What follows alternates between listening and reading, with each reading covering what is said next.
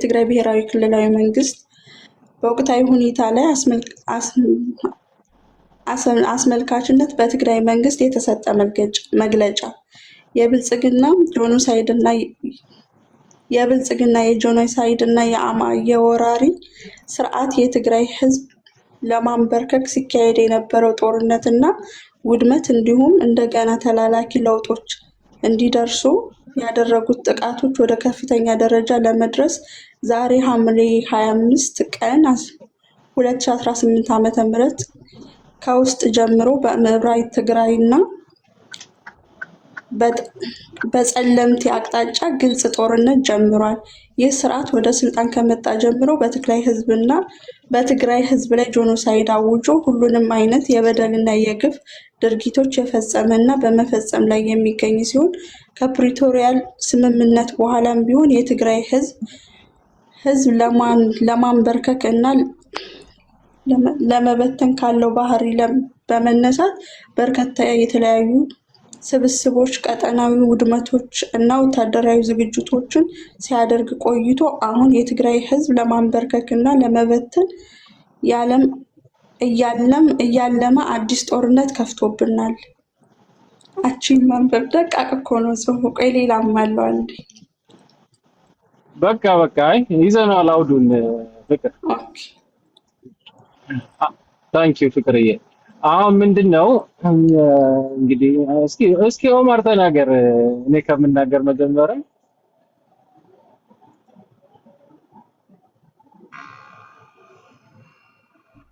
አለ ኦማር። እሺ ኦማር የለም፣ ለሚድል እንስጠው፣ ለሚቀጥል።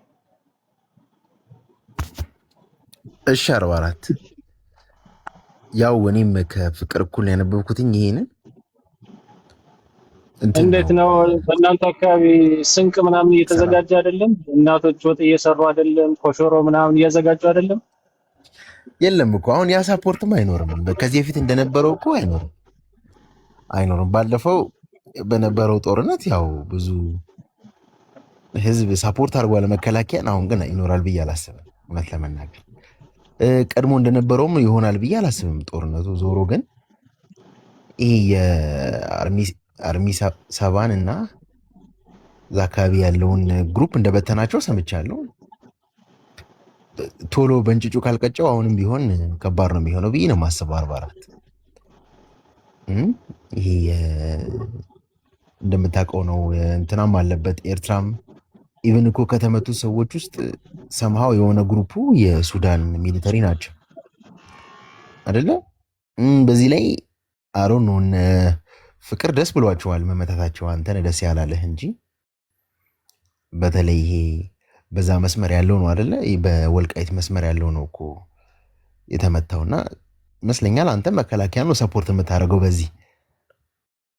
ልክ ነኝ አይደል? ተሳስቼ ከሆነ ታርመኛለህ። አይ አርማለሁ ጨርስ ብዬ እስቲ አርመኝ እስቲ ቶሎ አርመኛ በደንብ ኢንዴፕዝ ሳልገባ። እኔ ግን በጣም የሚገርመኝ ይሄ ደሳለኝ የሚባል ልጅ ታውቀዋለህ? 44 ደሳለኝ የሚባል ልጅ ነው። ማን ነበረስ? ታውቀውም? እሺ አላውቀውም። ብዙ ጊዜ ልክ በዚህ ሰዓት ጦርነት ሲከፈት በቃ መንግስትን ሰፖርት አድርጎ ይመጣል። ከዛ በብዛት የቲፒኤልኤፍን መመታት እነዚህ የቲዲኤፍን መመታት ነው ሪፖርት የሚያደርገው። አይ ዶንት ኖ እንግዲህ ሌላ ለህዝቡ ሌላ መከራ ነው ብዬ ነው የማስበው። ለህዝቡ ስል አጠቃላይ ያደሆል ኢትዮጵያ ነው የምልህ። በነገራችን ላይ ጦርነት ትንሽ ከእናንተ ቤት ፈልገሄ ነው ለማወቅ ነው። ቀጥል እስቲ ቀጥል። አንተ የት አካባቢ ነህ? ሸገር። ኦኬ ጎረቤት ነና? ሸገር ሲቲ አይደለም፣ ያው ሸገር አዲስ አበባ ለማለት ነው አንድ ስለሆነ።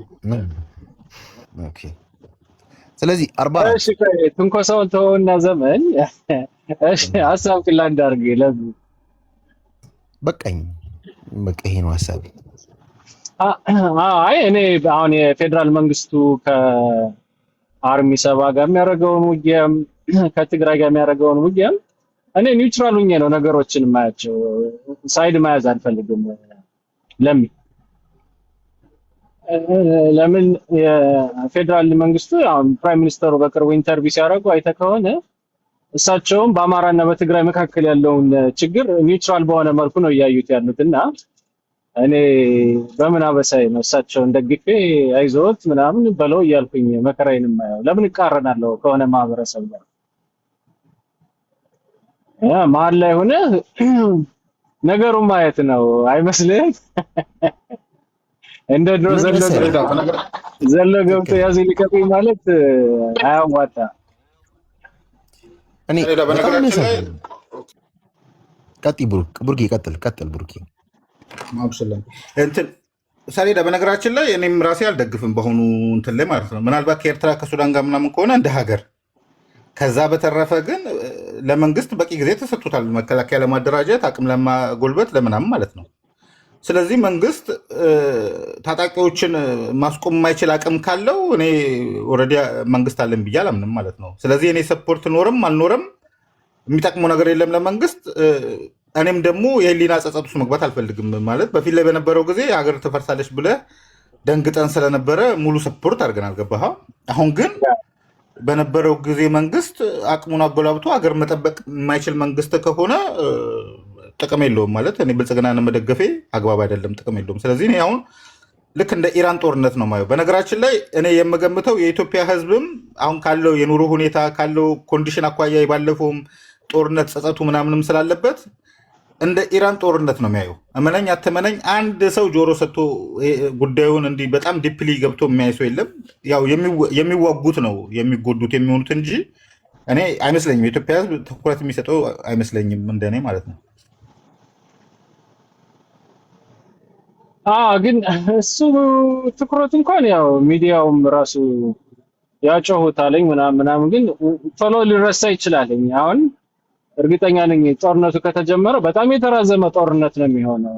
ያው ሱዳንም ኢንቮልቭ ስለሚያደርግበት አሁን ሻቢያም ስላለበት ሻቢያ ደግሞ እንደምታውቀው የሆነች ነገር ቆፈር አድርጎ ምናምን አይወጣም ከዛና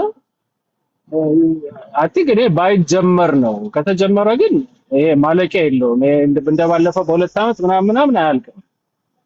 ወይ ኢንተርናሽናል ኮሚኒቲውን ኢንቮልቭ አድርጎ ምናምን ካልሆነ ማለት ነው። እነዛኛዎችን እሺ አይሉም፣ እጅ አይሰጡም። የፌደራል መንግስቱን ደግሞ ተስፋ አለኝ ያሸንፋለሁ ብሎ ስለሚያስብ ጦርነቱን መቀጠሉ አይቀርምና እኔ ሁላችንም ሳይድ ባንይዝ ነው ጥሩ የሚሆነው።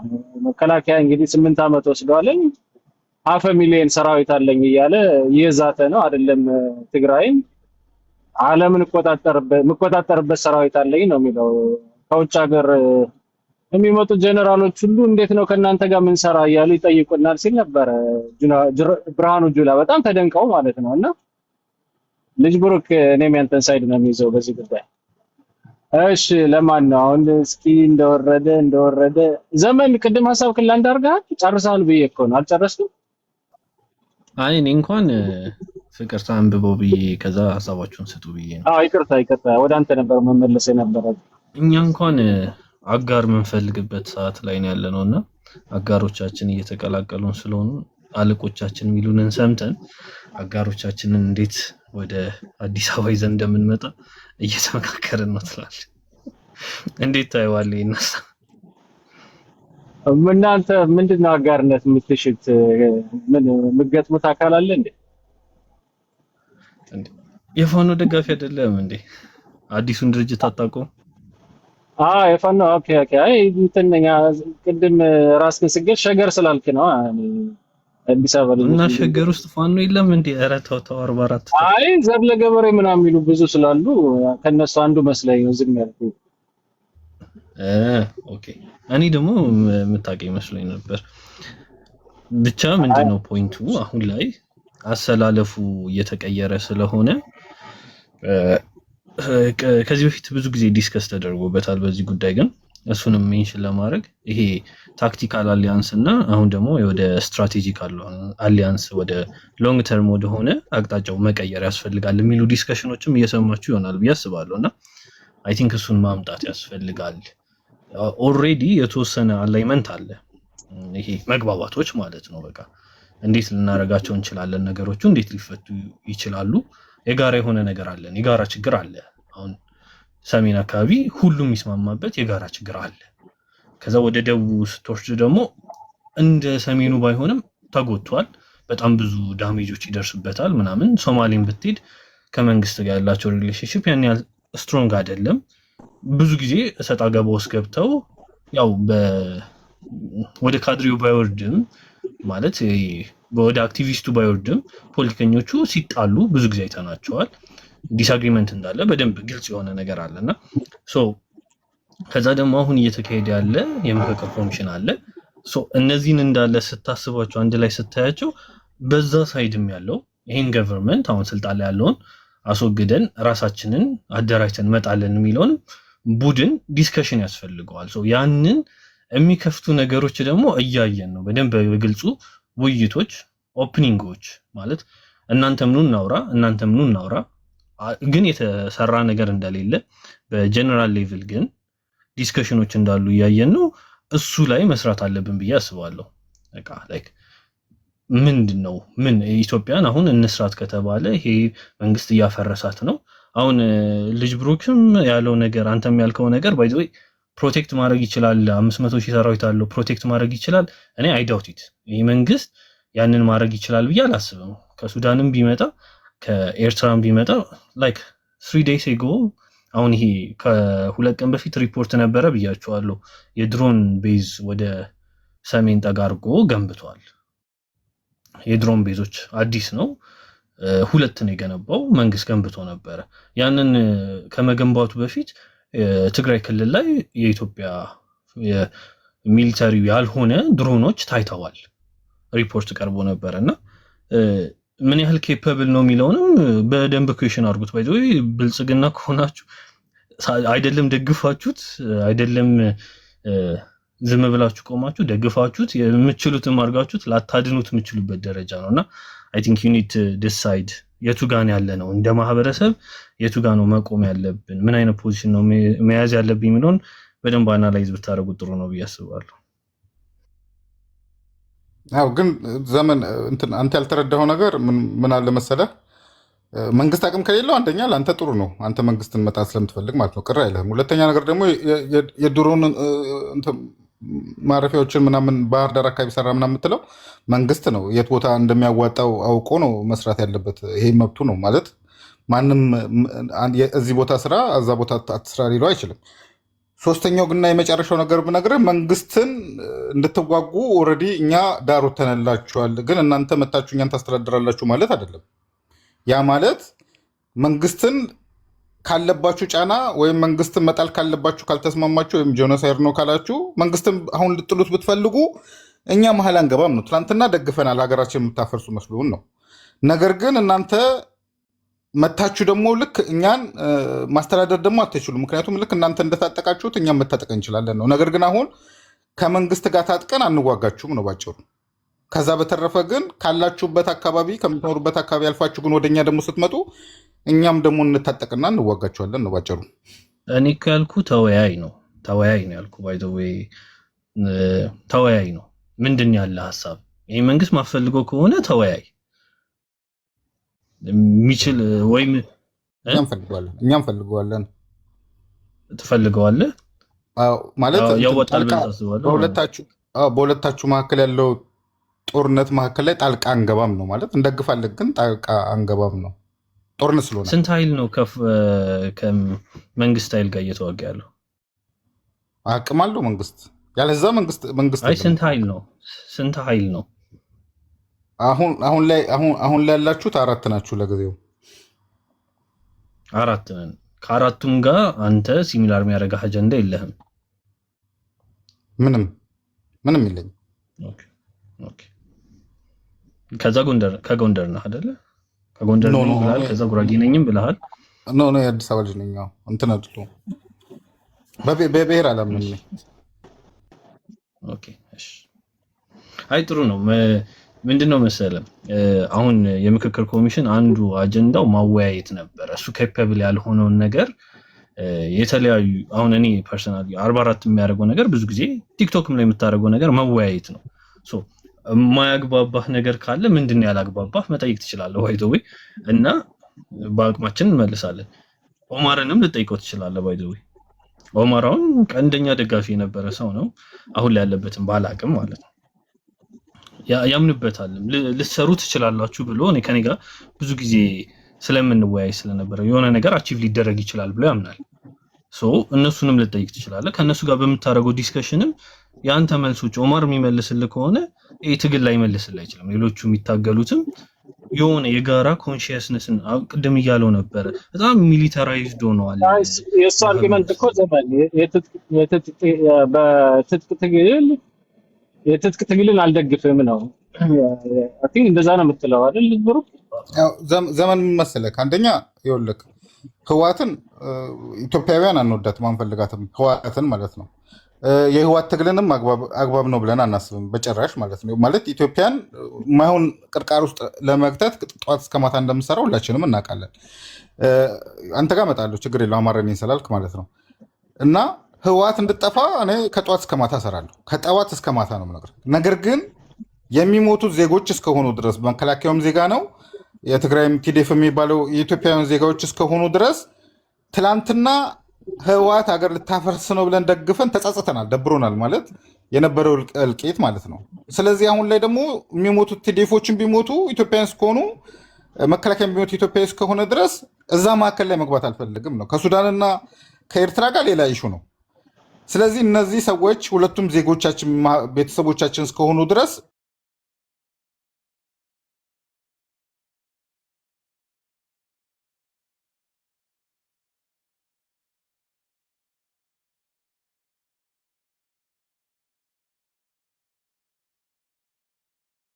ኃይል ስለነበረ ፋኖ ሲሞት ደስ ይላታል። ከመንግስት ጋር እየተዋጋ ሲሞት ደስ ይላታል። ከዛ ደግሞ ድጋሚ ደግሞ እሷንም ደግፎ ሲሞት ደስ ይላታል። ስለዚህ በተዘዋዋሪ እየተበቀለችው ነው። ፋኖ ለጦርነት የሚያበቃው ኃይል አለ? የለም። ፋኖ መዋጋት አለበት? የለበትም። የፋኖ ጥያቄ በጣም በቀላሉ መንግስት መመለስ የሚችለው ነው። የትኛውም ኢትዮጵያዊ ከሰሜን እስከ ደቡብ ብትሄድ ደግሞ ለፋኖ ጥላቻ ያለው አካል የለም። በቃ እያደረጉት ያለው ነገር ለምንድነው? ለመንግስት ለምንድነው በቀላሉ መመለስ ያቃተው ታዲያ? ቀላል ከሆነ ጥያቄው ለምን እስካሁን አልተመለሰም? የተሰራባቸው ፖለቲካ የገቡበት ነገር ትክክል ስላልሆነ አሁን ምን መሰለህ እንደ በቀል አስበው። ህዋቶች ባደራጇቸው ቁጥር ፋኖዎችን እየሞቱ ነው አይደል ሜዳ ላይ። ስለዚህ እየሞቱ ካሉ ህዋቶች ደስ አሁን ፋኖ ሲሞት ቅር የሚለው ህዋት አለ?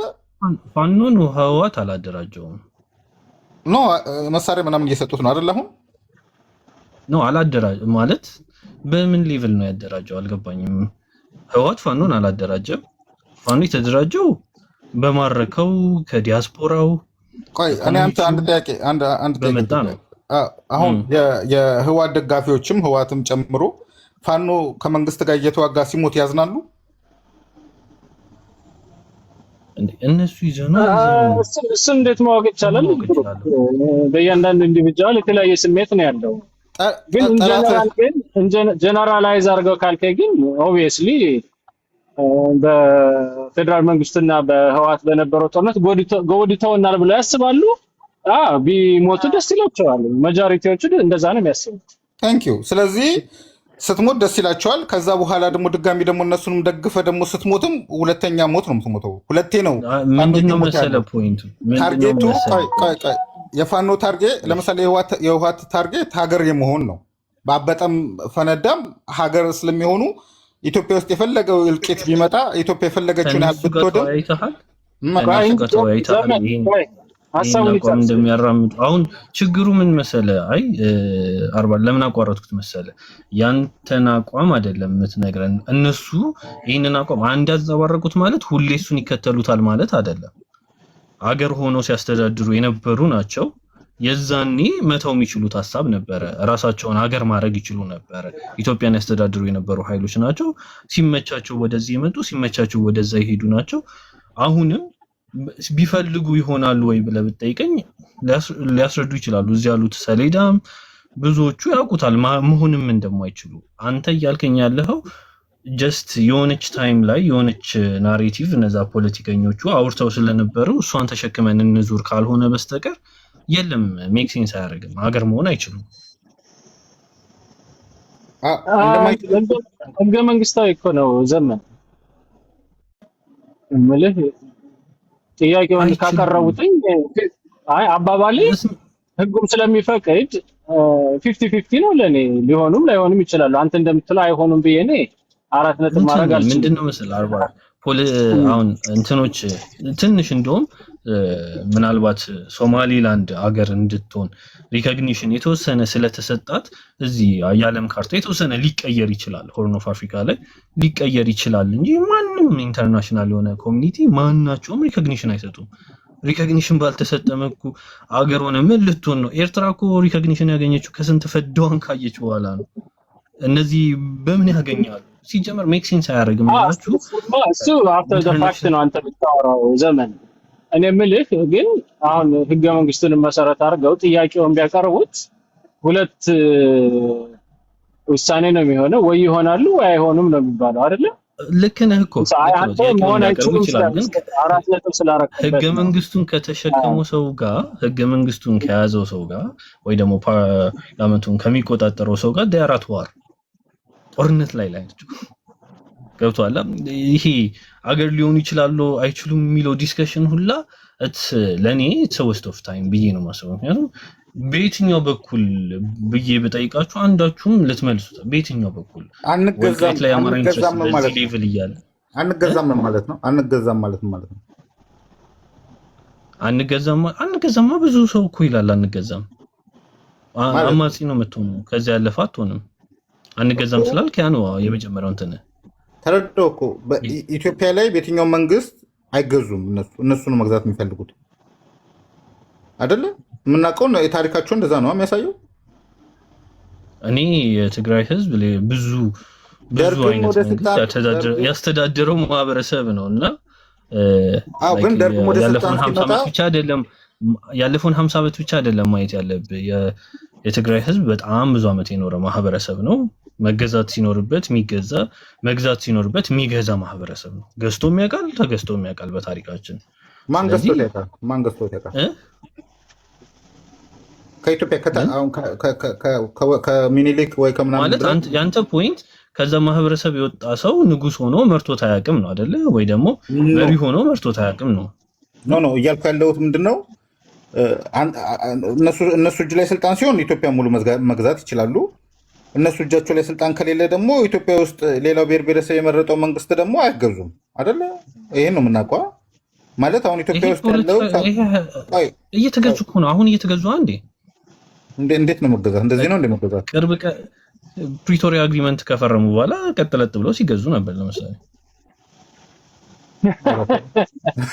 ዘመን ከፈረሙ በኋላ ሲገዙ ነበር። እዚህ አዲስ አበባ ድረስ እየመጡ አቅጣጫ ተሰጥቷቸው ሲገዙ ብልጽግና መዋቅሩን ዘርግቷል እንዴ? ትግራይ ውስጥ የለም እኮ የብልጽግና መዋቅር። ሞከረ፣ ከዛ ልክ ተሸነፈ።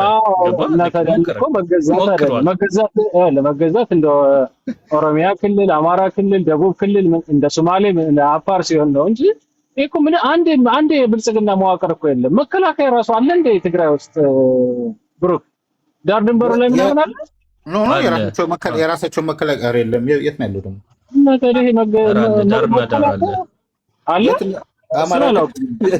ዳር አለ። ወልቃይት ላይ እኮ ነው አለ። አይደለም።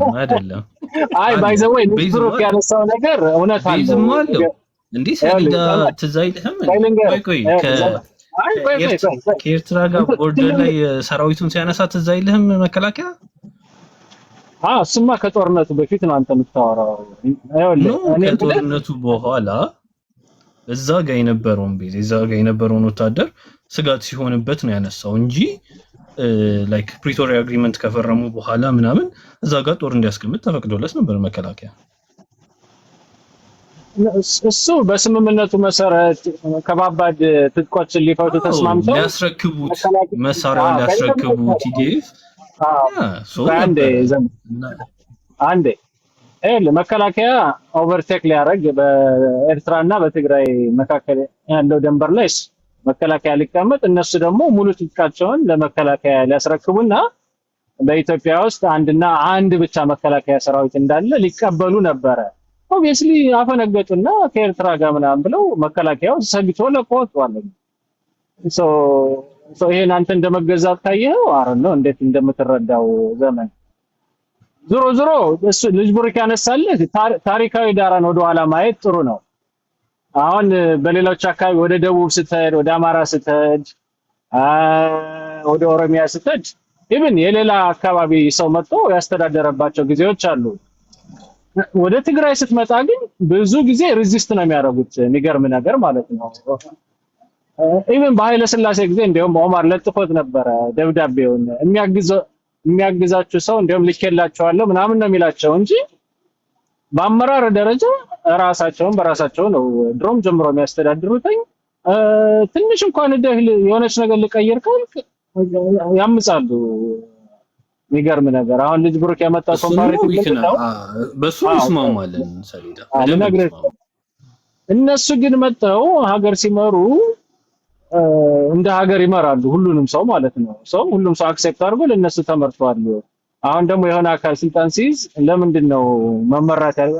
አንደኛ ብልጽግና ይሄ መደመር የሚባለውን ሐሳብ ምን እንደሆነ ሐሳቡ ምን እንደሆነ እንዴት እንደሚሆን ማን ምን እንደሚያደርገው ሳያውቁ ኦሬዲ ሪጀክት አድርገውታል። በደርግ ጊዜም እንደምታውቀው አይ ቲንክ ወዲያውኑ ሪጀክት ያደረጉት ምናምን ማለት ነው። ኦብቪየስሊ ችግር አለ ወደዛ አካባቢ ማለት ነውና እኔ ያንን ችግር ይሄን አርጉ ይሄን አታርጉ ማለት አልችልም። እነሱ ያውቃሉ። ግን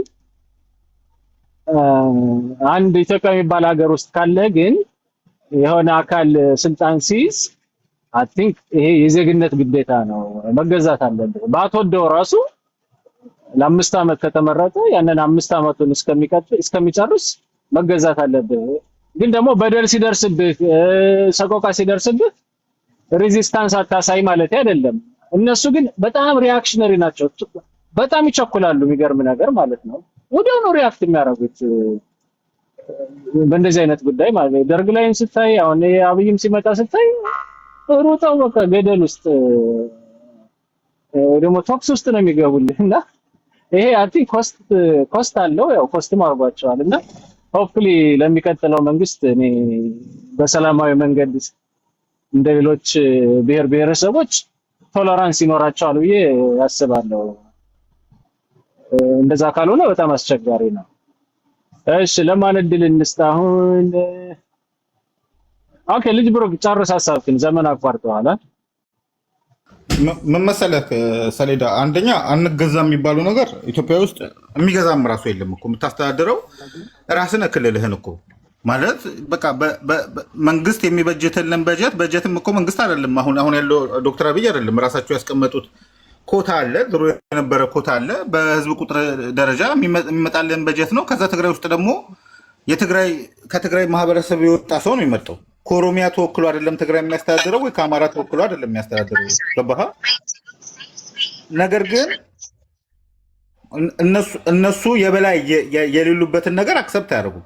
አክሰፕት እኮ አንዳንዴ ታደርጋለህ። ለምሳሌ ኦሮሞ የበላይ ልሁን ቢል፣ አማራ የበላይ ልሁን ቢል አክሰፕት ታደርጋለህ። ከህዝብ ቁጥር አኳያ እንኳን አብላጫ አለው ብለህ ማለት ነው።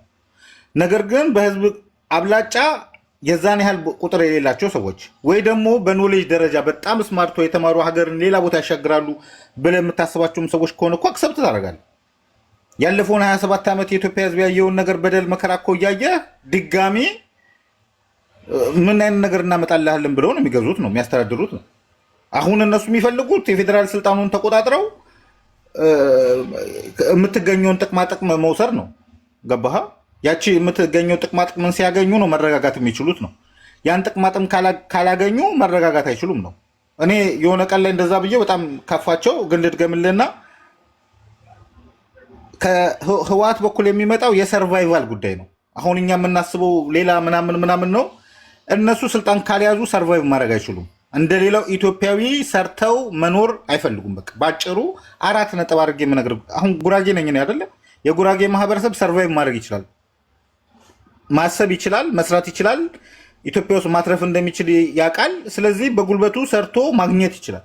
እነዚህ ሰዎች ግን በጉልበታቸው ሰርተው ማግኘት ሳይሆን መዝረፍን መሳሪያ ይዘው የሆኑ ምስኪን የትግራይ ልጆችን አስጨርሰው ከዛ መጥተው በግፍ ይሰርፋሉ። የሚታያቸው ሌላው ኢትዮጵያዊ ድንጋይ እንደሆነ ነው፣ ደንቆሮ እንደሆነ ማለት መጥተው እነሱ በመሳሪያ ስልጣን ይዘው ሲዘርፉ ሌላው ማህበረሰብ አገር ትፈርሳለች፣ እንትና ይቀየመኛል፣ እንትና እንዳይክፈው እያልን ዝም ስንል ገባህ አይደለም? ያን ነገር ኤክስፔሪየንስ አድርጉትና አሁን ላይም የሚያስቡት ከዳር እስከ ዳር ፋኖንም ኦላንም ምናምን አምጥተው ተመልሰው እዛ የዝርፊያ መስመሩ ስለመግባት ነው እንጂ ለትግራይ ህዝብ የሚቀይሩለት 0.5 ሳንቲም ነገር የለም። ይሄ የታወቀ ነው። ድጋሚም ደግሞ እኔ 100% ነው አረጋግጬ የምነግርህ የፌዴራል ስልጣን ውስጥ የሚመጡበት ኮንዲሽን የለም የተማሩ ልጆች ካልመጡ በስተቀር ማለት ነው። በመሳሪያ ኢትዮጵያ ውስጥ መጥቶ ስልጣን የሚይዝ አካል የለም። በመሳሪያ መጥቶ ስልጣን ከተያዘ እኔ 44 ከልቤ ነው የምነግርህ ሀገሪቷ ብትፈርስ ነው የሚቀለኝ። ቴንክ ዩ ታንኪ ልጅ ብሩካይ የግለሰብ አቋም ነው። 44 ሞዴሬተሮችን ማለት ነው ፕሊስ እንትን በላቸው ገስት ስልክ ምናምን ማን ያሰጣት 44 እኔ ልቀጥል እንዴ? በእናትህ አታሰጣት። እሺ ቀጥል ወንድማችን። ይኸውልህ አንደኛው አንዳንዴ በግልጽ መምጣት ቆንጆ ነው። ልጅ ሚካኤል አንዴ ጉራጌ ይላል፣ አንዴ ብልጽግና ደጋፊ አይደለም ይላል እና ኦፕን መሆን አቋምህ በጣም ቆንጆ ነው። ብልጽግና እንዲ ባይ ዘ ወይ ያነሳችሁት የታሪክ ዳራ ዛትስ ኦኬ። አሁን እናንተ ለእውነት ምስክር ናቸው። አሁን አብይ መጀመሪያ ላይ ስልጣን ላይ ሲመጣ የተቀበለው ማን ነው? የትግራይ ህዝብ አይደለ? መቀሌ መጥቶ ስንት አዳራሽ ላይ ሐውልት ሰማዕታት ላይ በስንት ፕሮግራም ተደርጎ ህዝቡ እያጨበጨበ አይደለ የተቀበለው? ሰላማዊ በሆነ መንገድ ስልጣንም እኮ ትራንስፈር ሲደረግ እኮ ሰላማዊ በሆነ መንገድ ነው ስልጣን ያስረከቡ እንጂ እንደሚባለው በኢትዮጵያ ላይ ታንኩም ባንኩም በእጃቸው ነበረ። ብራ ኮረየ ብለህ አገሪቱ የደም ምድር ማድረግ ይቻል ነበር። እዚህ አዲስ አበባ ላይ አንሰጥ። ምክንያቱም ሚሊተሪ በጠቅላላ የነበረው አመራሩ እንደሚባለው ከትግራይ ነበረ፣ ኢኮኖሚውም የነበረው በትግራዮች ነበረ የሚባለው። ያን ቢፈልጉ ሰላም ባይፈልጉ አይ እኛ ገዢዎች ነን ካላሉ በስተቀር ያን ሁሉ አስረክቦ መምጣት አይችሉም። ደናምበር ዋን ግን አብይ ምንድን ነው ያደረገው? እናንተ ምስክር ናቸው፣ ለህሊናቸው አውሩ። ደናምበር ዋን ግን ስልጣን ከያዘ በኋላ አብይ ምንድን ነው ያደረገው? ቲፒኤልኤፍ አመራር ለማግኘት ብሎ የትግራይን ህዝብ አታክ ማድረግ ጀመረ። በኢትዮጵያ ላይ በጣም የነበረው በሚዲያ የነበረው ፕሮፓጋንዳ አስቡት። ከሻዕቢያ እንኳ በምንም ነገር በአይዲዮሎጂ በምናምን ማይተዋወቁ ኃይሎች በጋራ ህብረት ፈጠሩ። ይሄ ማለት ምን ማለት ነው? ሲሰራ የነበረ ኮንስፓይረሲ ትግራይ ላይ ያለው አመራር እና የትግራይን ህዝብ ሚሳ አርጋኛለች ፍቅር የምትባል ሴትዮ ማለት ነው። አንተ ቤትም ታስወጣኛለች። ችግሯን አላውቅም። ይሄ ቤት ያንተ ቤት እናንተ ጋር ነው። ገጤኔ ምንም ሚውት ያደረኩሽ ነገር ሰገጤ ሲልፋ አንዴ ልጨርስ። እናትሽ ድንጋይ ትላለች። ኧረ ሳላስወጣሽ ሳላደርግሽ እኔን ከከሰሽ ማለት ነው የትም ቤት አላስገባሽም። ስልጣኔ አይጸናም በሚል ከኤርትራም ህብረት ፈጥሮ ከሶማሊያም ህብረት ፈጥሮ ከተለያዩ ሀገራት ህብረት ፈጥሮ ናምበር ዋን ሲያደራጀ የነበረውን የትግራይን አመራር ለመምታት አይደለም፣ የትግራይን ህዝብ ለመምታት ነው። አይታቸዋል። ከዚያ በኋላ የመጣው እልቂት፣ ህዝብ ያለቀው እልቂት። አንዳንዴ የተገዥነት አይ ለምን ዝም ብሎ አይገዙም? ባይዘወይ ገዢ ለምንድን ነው? የኢትዮጵያ ህዝብ ያምፅ ነበር አይደለ? አማራ ትግል ላይ ኢህአዴግ አልተመቸኝም ብሎ ትግል ሲያደርግ ነበረ፣ ደስ በሚለው። ኦሮሚያ ላይም ቀሮ ምናምን ትግል ሲያደርግ ነበረ። አይ ጨቋኝ ቢሆንም ህዝቡ ለምን አሜን ብሎ አይቀበልም፣ ዝም ብሎ አይገዛም የሚለው አሳሰብ አያስኬድም። እኛ እስኪ ፍትሐዊ የሆነ ሁሉም ህዝቦች በእኩልነት የሚያይ መሪ ኢትዮጵያ ውስጥ ተፈጥሮ አያውቅም፣ ኢንክሉዲንግ ኢህአዴግ። ጨቋኞች ናቸው ስርዓቶች የነበሩ። በቃ አንዱን ብሔር ደግፎ አንዱን ብሔር ካለጠቃሁ የሚል ኃይል ነው። እስካሁን ድረስ እኮ እያወራን ያለነው ስለ ኢትዮጵያ ነው። ባይደወይ ኢትዮጵያ ነው፣ ስለ አሜሪካ አይደለም። ልጅ ብሩክ እያወራን ያለነው ስለ አሜሪካ ዲሞክራሲ ወይ ስለ አደጉ አውሮፓ አይደለም፣ ስለ ኢትዮጵያ እኮ ነው እያወራን ያለነው። ኢትዮጵያ ውስጥ ስቲል ዲሞክራሲ የለም፣ ሁሉም ብሔሮች በእኩልነት የሚዳኙ ኢንስቲትዩሽን የለንም። ስለዚህ አገር ነው እያወራን ያለነው። መጀመሪያ መባል ያለበት ህዝቡ ዝም ብሎ ይገዛ አይደለም ጥያቄ መሆን የነበረበት። ሁላችንም በእኩልነት በፍትሐዊ ሊያስተዳድር የሚችል መንግስት ኢትዮጵያ ውስጥ እንዴት ይምጣ ነው ትኮሽን እንጂ አሁን እነሱ ስራ አይወዱም ትላለህ እንዴ? አንተ ደግሞ ምን አይነት ስራ አይወዱም? ዘርፎ ለዘመናት የኖረው ህዝብ ለሺህ ዓመታት የኖረው ሳይሰራ ነው እየዘረፈ ነው።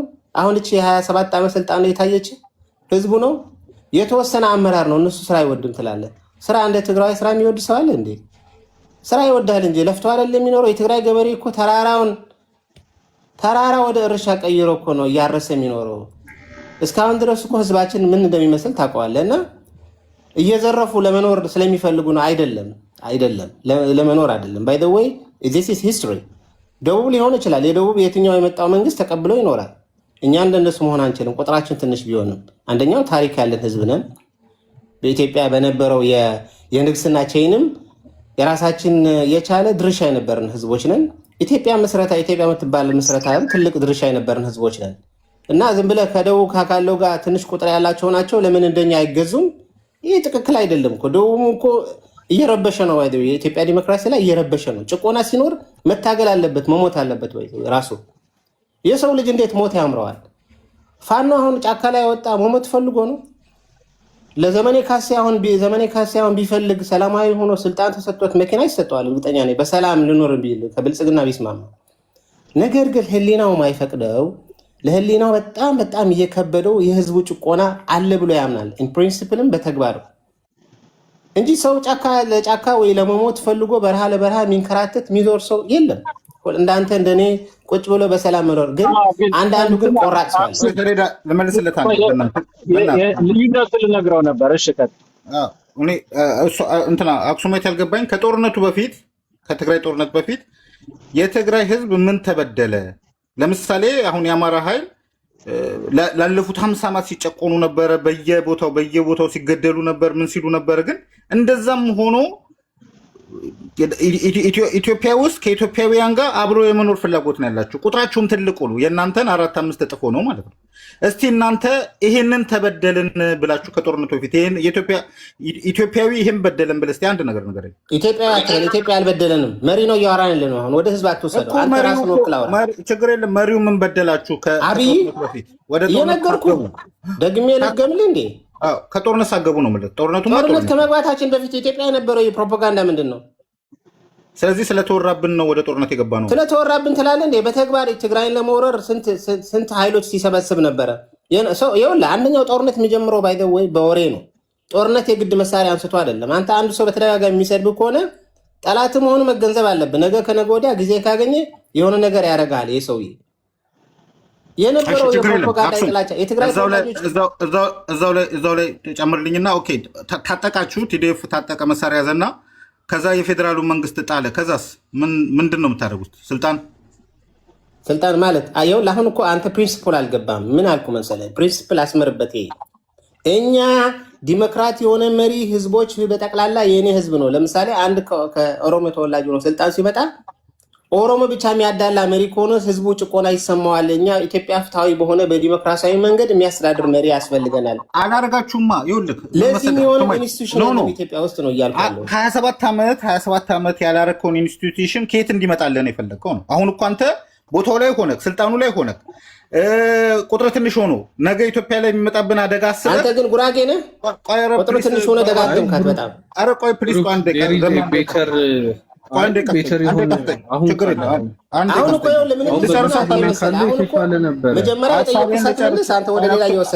የለም። አክሱማይት ያን ነገር አስበህ አንተ ግን ራስህ መስለናል። ጉራጌ አይደለም። ኧረ ተረጋጋች። አማራ ነኝ፣ ጎንደሬ ነኝ።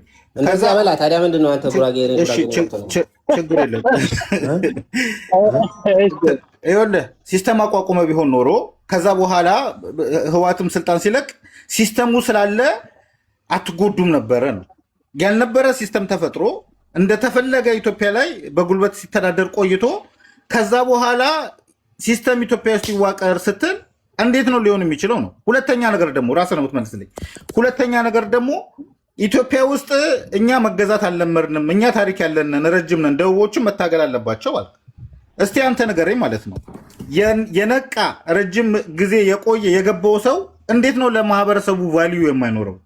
ለምሳሌ ደቡቦች ማህበረሰባቸውን በትንሽ በትልቅ ነገር አይጋደሉም። ምክንያቱም ኢትዮጵያ ውስጥ ልክ እንደ ደርግ ዘመን ደርግን ጥለህ ስልጣን ይዘህ የሆነ ገንዘብ እንደተገኘው የሚገኝ ነገር የለም። አሁን ትግራይ ላይ ያሉ ወጣቶችን ምስኪን የድሃ ልጆችን ጦርነት ውስጥ አስገብቶ ከተማገደ ወዲያ ለነዛ ሰዎች የምታተርፉት ነገር ምንድን ነው? እሱን ንገረኝ። አሁን በመጨረሻ አሁን ይሄ ነው ያዩ አይደለ? የእንትና ፍልስፍና በጣም ትክክል ያልሆነውን አንተ አሁን ባይ ዘ ወይ ደቡብ ላይ ያለውን ደቡብ ላይ ይቅርታ እንደ ህዝብ መሳደብ አልፈልግም፣ ግን የኢትዮጵያ የዲሞክራሲ ደንቃራ እየሆነ ነው። ትግል የሚያደርግ እንቅፋት ናቸው። ባይዘው ፐርሰናሊ እውነት ለማውራት አሁን የመጣው ጭቆና አይታገሉም። የፈለገ የትኛው ጨቋኝ መጥቶ ይገዛቸዋል።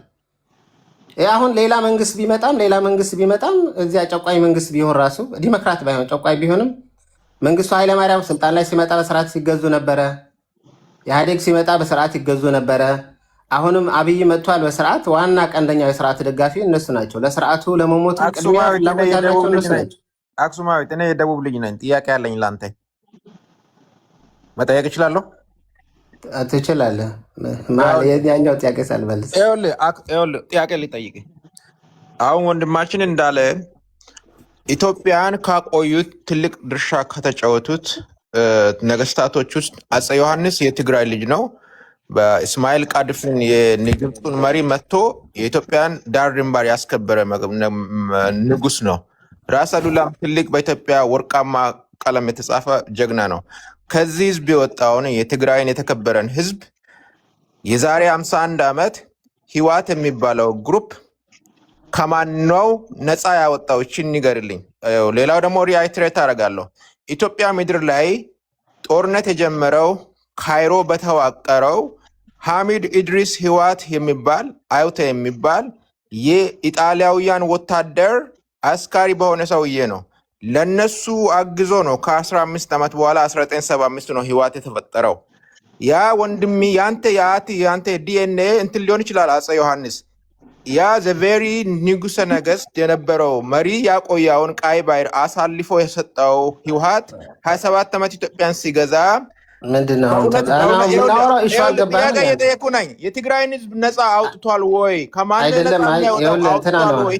ፎከስ በተንከው ኖ አባ ማለት ህወሓት ነፃ ላውጣ ብሎ አንተን ነፃ ላውጣ ብሎ መጣ። ሲጀምር ምን አልከው? ያ ኤርትራዊ ጥራው እስኪ ደግመህ ሐሚድ ኢድሪስ ህወሓት ሰፕተምበር 1 1961 ላይ በኢትዮጵያ ላይ ተኩስ የከፈተው 1960 ላይ ካይሮ ነው ጀባ የተፈጠረው። ያ የጀባ መሪ የነበረው ሐሚድ ኢድሪስ ህወሓት የኢጣሊያውያን ወታደር ነው። ሁለተኛ ዓለም ጦርነት ጊዜ ከኢጣሊያውያን ጋር የተሰለፈ አስካሪ ነው። 15 ዓመት ከ1960 እስከ 75 ጀባ ከዛ ሂድና አፍርስ የተባለው የኢፒኤልኤፍ ተፈጠረ። ከኢፒኤልኤፍ ጋር ጥምረት የፈጠረው ህወሓት የተፈጠረው 1975 ነው በነጮች አቆጣጠር። በእኛ አይ ቢሊቭ 69 whatever። እኔ እየጠየቅኩ ያለሁት እነዚህ ግሩፖች የትግራይን ህዝብ የአፄ ዮሐንስን የራስ አሉላን ልጆች ከማን ነው ነፃ ያወጡት? ነፃ አውጥቷል ካልክ እነሱ በ27 ዓመት ለትግራይ የሰሩትን ስኮር ካርድ ዘርዝርልን። የቱ ጋ ነው የትግራይን ህዝብ ነፃ ያወጡት? ምን ኢንፍራስትራክቸር ነው የሰሩላቸው? ምንድን ነው ያደረጉት? ይህንን ንገርልን። እኔ ደቡብ ነኝ፣ መንግስት አከብራለሁ። አማራም መጥቶ ኢትዮጵያን ይግዛ፣ ኦሮሞ የሚግዛ፣ የአፋርም ልጅ ይግዛ፣ የኢትዮጵያ ሶማሌ የሚግዛ፣ ህግን የማከብር የደቡብ ልጅ ነኝ። አንተ ነፃ ላውጣ ብሎ በአንተ ቁማር ተጫውቶ 27 ዓመት ኢትዮጵያን የገዛ የአንተ አያት አፄ ዮሐንስ ያቆያልን ወደብ ያሳጣ ግሩፕ አንተን የትግራይን ልጅ ከማን ነው ነፃ ያወጣው? ንገርልን። ቴንኪዩ። ለማን ነው የምነግርልህ? ንገረኝ እያለ ነው። ይሄ ምን ያደርጋል? ለእኔ ቅንጦት ነው። ንገረኝ፣ የትግራይን ህዝብ ከማን ነው ህወሓት ነፃ የሚያወጣው? አዳምጠኝ። አሁን እኔ አሁን እዚህ ታሪክ በሙሉ የነበረው ታሪክ ላወራ እንደ አክሱማይት ከደርግ ነው ነፃ ያወጣ ነው ከደርግ ነው ነፃ ያወጣ ነው አትለውም? በቀላሉ አይገባኝ። አሁን እኮ እነሱ ጭቆና ተቀበል ነው። አሁን በፕሪንሲፕል እኮ አልተስማማንም። የትኛው ጨቋይ ቢመጣም ተቀበል ነው። ነፃ ወጥታል የሚሉት አሁን ነፃነት የሚያስቡት እነሱ አገር መመስረት ነው። ነፃነት ይዝ ጭቆና ማለት የህሊና መጨቆን፣ የአካል መጨቆን አይደለ? ፊዚካሊ ማለት ነው መጨቆን። ያን ጭቆና ነው ሰው በረሃ ወጥቶ ራሱ እንዲሞት እያደረገ ያለው። ደርግ ጨቋይ ስርዓት ነበረ። ጨቋኝ አሁን ያለው ኢድሪስ ዓወቴ መሐመድ ዓወቴ የሚባለው አሁን የጀብሃ ትግል ነው። ምንም ያገናኝ ታሪክ የለውም እሱ። ባይተው ጀብሃ በኋላ ጀብሃ ጠፍቷል ማለት ድሮ መጀመሪያ ኢፒኤልኤፍ ነበረ። አዳምጥ መነሻውን እየነገርኩ ነኝ። መነሻውን አዳምጠኛ በቃ ላውራ ነው። አግዛው ነው ህወሓት የመጣው የነሱ ተሳስተሃል። እንደሱ አይደለም ታሪክ። አልተሳሳትኩም። አዳምጠኛ ታዲያ ወንድም አንዴ ቆይ ሚዩት አድርገው። አይ ቲንክ ልጅ እየጠየቀ ያለው ከጅምሩም ህወሓት ማለት ነው የትግራይን ከጭቆና አወጣለሁ ብሎ ሲነሳ ትግሉ የራሱ አልነበረም፣ የተልኮ ትግል ነው የነበረው ነው የሚል። ግን አንተን ግን እንደ ህዝብ የትግራይ ህዝብ እንደ ህዝብ ግን መስዋዕትነት አስከፍሎ ምንም አይነት ስራ ለትግራይ ማህበረሰብ ሳይሰራ ነፃ ማወጣለሁ እንዳለው ሳያወጣ ከስሞን የቀረው እያለ ነው። ለዛ መልስ ካለ ስጠው። አይ እሱንማ ይኸውልህ ነፃ ወጥተናል። ባይ ዘ ዌይ አሁን ትግሉ ግን የተሳሳተ ልንገራቸው። ይኸውላችሁ መጀመሪያ እንዳለው ኢፒኤልኤፍ ነበረ ጀብሃ የሚባለው የሎውላንደሮች ናቸው፣ የእስልምና እምነት ተከታዮች ናቸው። እነዚህ ሰዎች አጌንስት ኦርቶዶክስም የነበሩ ናቸው። በፍልስፍና አረቦች ናቸው የሚደግፏቸው። አንደኛው ዋና ደጋፊያቸው ግብፅ ነች።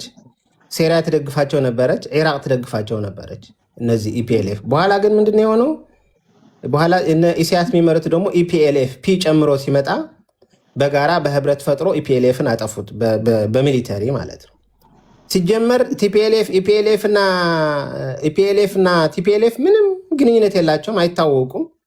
ምክንያቱ በኋላ ላይ በጋራ ሆና ኢፒኤልኤፍ ያጠፋችው እንዲያም ቲፒኤልኤፍ ነች አንደኛ።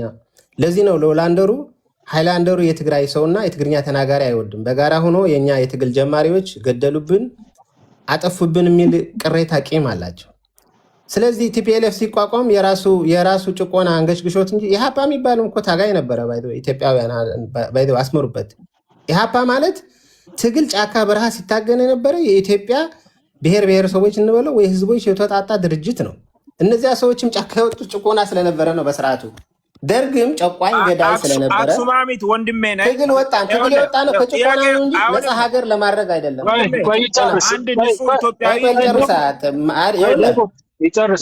አስጨርሰኝ። መሀል ላይ የተናገርኩ የሆነ ቃል ባየህ ቁጥርማ እንትና ትብል። ደርግ ጨቋኝ ስለነበረ ገዳይ ስለነበረ ይሄ ስርዓት ለመገርሰስ ጫካ ተወጣ።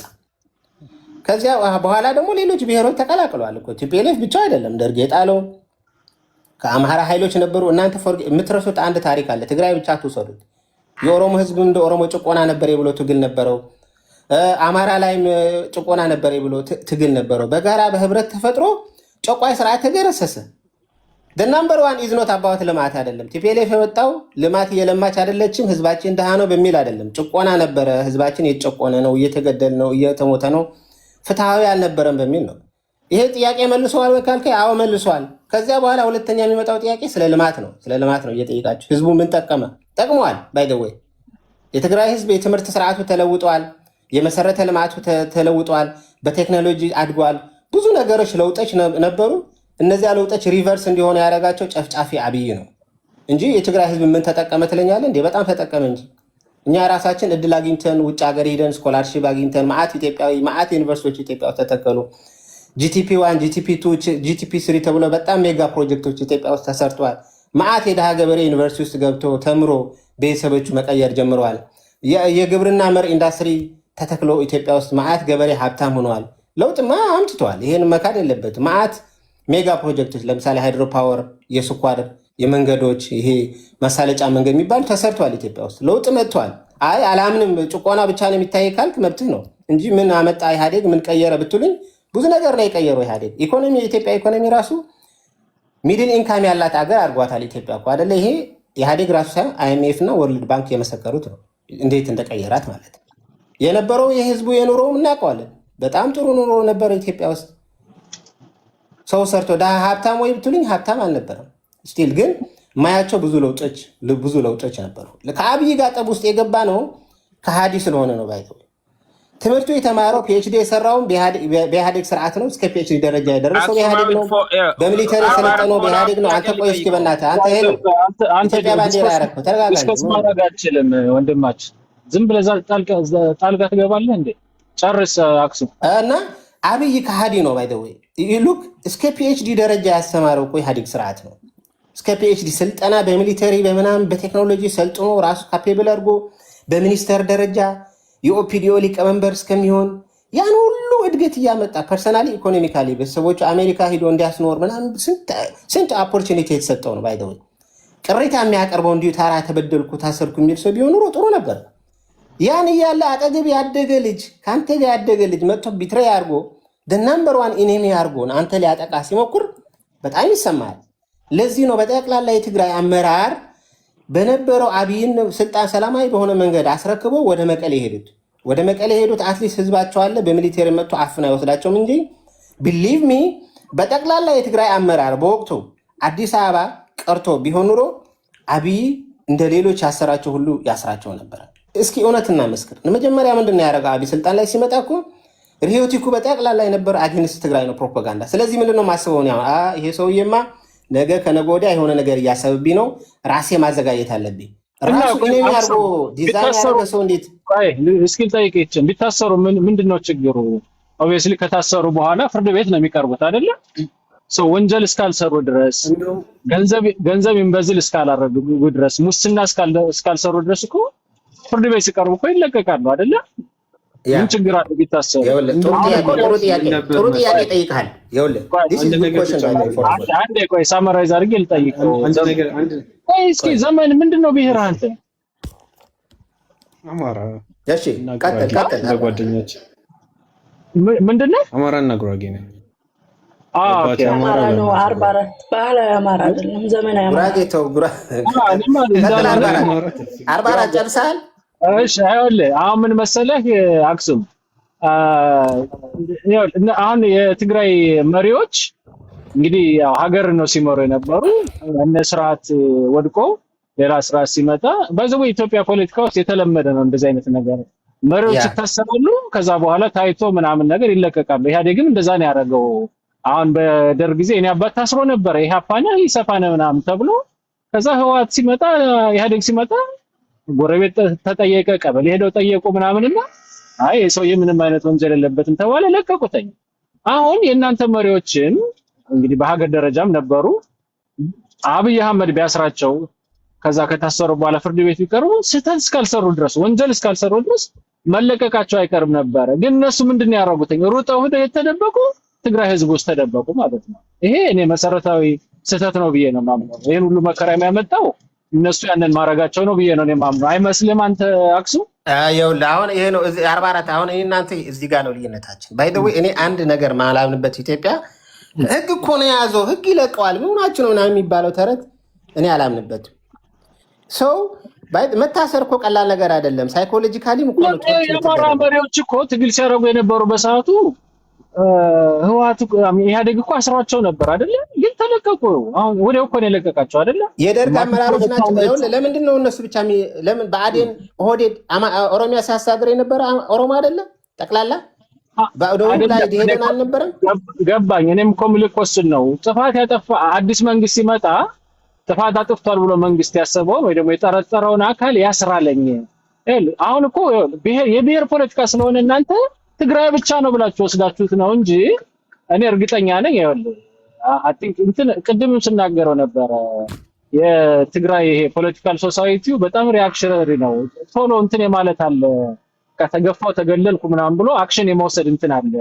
ታሪካዊ ዳራው አሁን ኃይለ ሥላሴ ላይ እንዴት አመጽ እንደነበረ እዛም ስመጣ ደግሞ ደርግ ላይ አሁን ደግሞ አብይ ላይ በጣም ትንሽ ተሸኩላላችሁ አይመስልም? አክሱም አይደለም ይኸውልህ አሁን እንኳን አልመለስኩም ወርትፎር ይኸውልህ አንደኛው the number one is ሰው መሪው ከታሰረ ህዝቡ ቢታሰር ይቀላል። ባይ ዘ ወይ they are elite ናቸው። የትግራይ በጣም አቅም ያላቸው ናምበር ዋን ህዝቡ እስካሁን ድረስ የመሩ ሰዎች ናቸው። ሰው ካለ አመራር ካስቀረው ምን ማለት ነው? ነገ ከነገ ወዲያ አብይ ትግራይ እንደፈለኩ ዶሚናት ላረጋት ነው እንደፈለኩ ህዝብ ሊጨቁነው ነው ብሎ ይጠቀማል ማለት ነው። ለዚህ እኮ ነው አሜሪካም እኮ ጠቅላላ ተዋጊዎች አትፈልጋቸውም። ብዙ ዶላር አውጥታ ምናምን አሰስ የምታደርገው መሪዎች ለመያዝ ነው።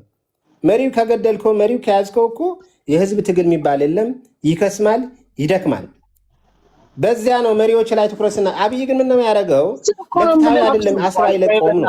እንደዛ ከሆነ እኮ ይኸውልህ የአማራ መሪዎች ለምሳሌ እንደናሳምነው ጽጌ አይነቱ እነ በቀለ ገርባ እነ መራራ ጉዲና ምን ያልታሰረ ሰው ነበር እንዴ? ምን አሁን እነዚህ ሰዎችም እኮ ብሔር አላቸው እኮ አይደለ? እና ትክክል አይደለም። እኔ እኮ አልደግፈውም። ነው እሱ አይደለም ነጥቤ እሱ አይደለም። ይኸውልህ አሁን እነ በቀለ ገርባ ምናምን ሲታሰሩ ኦሮሞዎች አይ በቃ እኛ እኮ መሪያችን ከታሰረ እንደ ህዝብ አለቀልን ብለው ቢነሱ ለሀገር አደጋ ነው። የአማራ ልጆችም በሰዓቱ ኢህአዴግ ሲያስራቸው የነበሩትን አማራዎች ታሰሩ ብሎ እንደ ህዝብ ቢነሳ ያንም አደጋ ነው ለሀገርና እናንተ እኔ ግን እንዴት እንደምታዩት ግን ግርም ይለኛል። ሰሌዳ እኔ ከሶስቱ ብሔሮች አንድ ዘመን አንድ ደቂቃ ብቻ ብዙ አላወራም። ከሶስቱ ብሔሮች እኩል ስማቸው ይጠራል። አማራና ኦሮሞ፣ ከዛ ትግራይ ነው የምትለው። ሌላው ብሔር እንኳን አይጠራም። እነዚህ ሁለቱ ብሔሮች ኦሮሞና አማራ በጣም ትላልቅ ቁጥር ያላቸው በጣም ግዙፍ የሆነ አቅም ያላቸው ናቸው። ከነሱ እኩል ትግራይ እየተጠራ ኢትዮጵያ ውስጥ ከዚህ በላይ ክብር ምን አለ ነው? ከነሱ በላይ ቁጥር ያላቸው ብሔሮች ኢትዮጵያ ውስጥ አይታወቁም ሁሉ ማለት ነው። አቅም ልጠይቅህ ከዚህ ሌላ ስለፈለክ ነው እየተጠራን ያለ ነው? ምን አልከኝ? አንተ ስለፈለክ ነው ከአማራና ከኦሮሞ እየተጠራን ያለ ነው ብለህ ነው የምታስበው? ምክንያቱ እዚያ ምክንያቱ ትግራይ በራሱ ጥግ አልያዘም። ኢትዮጵያ ላይ ያገባኛል ብሎ ሁልጊዜ በኢትዮጵያ ሀገረ መንግስት ምስረታ ላይ እኔ መስራች ነኝ መሀል አለሁ ብሎ ሁልጊዜ ይከራከራል። ለዚያ ነው ባይደወይ ስሙ የሚነሳው። በቁጥር አይደለም። ቁጥር አይደለም እንደ ፖለቲካ መጫወቻ አድርጋችሁ ሰደው ተረዳው። በዛ ድርሻ ልክ ቦታ ኢትዮጵያ ውስጥ ቦታ ተሰጥቷቸዋል ነው። የእናንተ ድምፅ ከአማራና ከኦሮሞ እኩል እየተሰማ ነው ያለው ኢትዮጵያ ውስጥ። አሁን የምትቀይረው አይደለም። ለዘመናት ራሳችን የፈጠርነው አንተ አይደለም የፈጠርከው ነው እኮ። የእናንተ ድምፅ ከሶማሌ በላይ ይሰማል፣ ከሲዳማ በላይ ይሰማል። ሶማሌ አንደኛ ተረጋጋ። ከዚህ በላይ እየተሰማ ከዚህ ሌላ አቅም ኢትዮጵያ የለኝም ካለቻችሁ ምንድን እንድናደርግ ነው የፈለጋችሁት? ነው አንድ ኢትዮጵያ ብለህ አታውራ አልኩህ ቅድም። አሁን እዚህ ያለ ነው። እኔ ራስ ትግራይ ሪፕሬዘንት አላደርግም። ባይደው እናንተ ኢትዮጵያን እኮ ነው የምትወጉት፣ ሌላ ሀገር እኮ አይደለም። ኢትዮጵያ እኛ እኮ ኢትዮጵያ ነው እየነገርኩህ። የኢትዮጵያ መስራቾች ነን። ኢትዮጵያ ቆየናት እኮ እስካሁን ድረስ። ስንት ባዕዳውያን ወራሪዎች ሲመጡ እኮ መክተን ግንባራቸው ብለን ልከናቸዋል እኮ። ኢትዮጵያን ሊደፍሩ የመጡ ማለት ሃይማኖታችን ሊያዋርዱ የመጡ እኮ መልሰናቸዋል። እንደዚሁ ባይደው አንድ ታሪክ ልንገራቸው። በቀይ ባህር የሚኖረው ህዝብ ሃይማኖቱ ሃይማኖቱ ያልቀየረ በቀይ ባህር ያለው አካባቢ የሚኖረው ኦርቶዶክስ ልጨርስ። ሃይማኖቱ ያልቀየረው በቀይ ባህር አካባቢ የሚኖር ነዋሪ ህዝብ ትክክለኛ ታሪክ ነው። ቀይ ባህር ላይ ሃይማኖታችን ሊቀይሩ በተደጋጋሚ ጊዜ ክርስትና እምነት ተከታይ ያለው ይሄ ትግርኛ ተናጋሪ ህዝብ ነው። ኤርትራም አለው ትግራይም አለ ትግርኛ ተናጋሪ። ከዚያ ደግሞ አማራ ነው ያለው። ቀይ ባህር ላይ አካባቢ ቦርደሩ ላይ ነው የነገርኩህ። እዩ እንዴት እንደተከበብን። ይሄ ዝም ብሎ የመጣ አይደለም።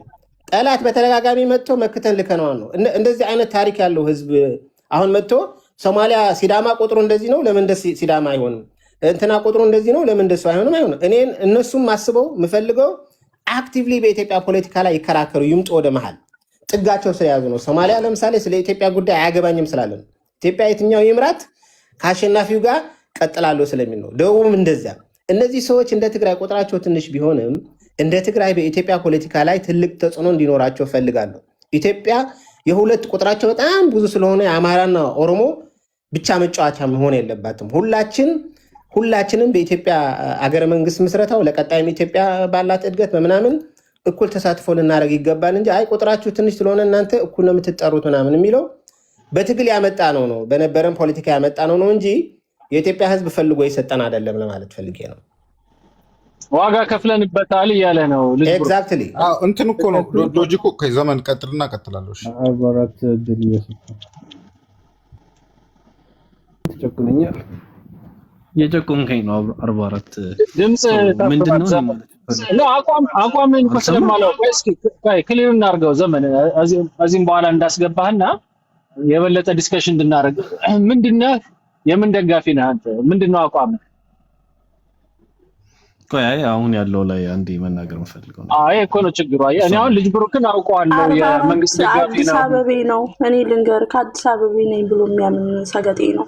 አሁን እዚህ አሁን አማራ ነኝ ምናምን ብለክ እንዳትጫወት። ዘመን ጠበቃ ስቆም የነበረው ከቅድም ጀምሮ እየሰማንክ ነው። አይ ዘመን ይቅርብኝ። አይ ቲንክ ግልጽ መሆን አልፈለክም። ማጭበረር እኔ የሚያጭበረብር ሰው አይመቸኝም። ግልጽ ነው። አቋምህን ንስት አድርገህ መጥተህ ተናገር። ለምን ትፈራለህ? ዲስከሽን ከሆነ በግልጽ የመንግስት ደጋፊም ከሆነ ደጋፊ ነኝ በል። ጉራጌ ከሆነ ጉራጌ፣ አማራ ከሆነ የአማራ ብሔርተኛ ነኝ ብለና ምን አስፈራል? እሺ ልጅ ብሩክ ቴንክ ዩ።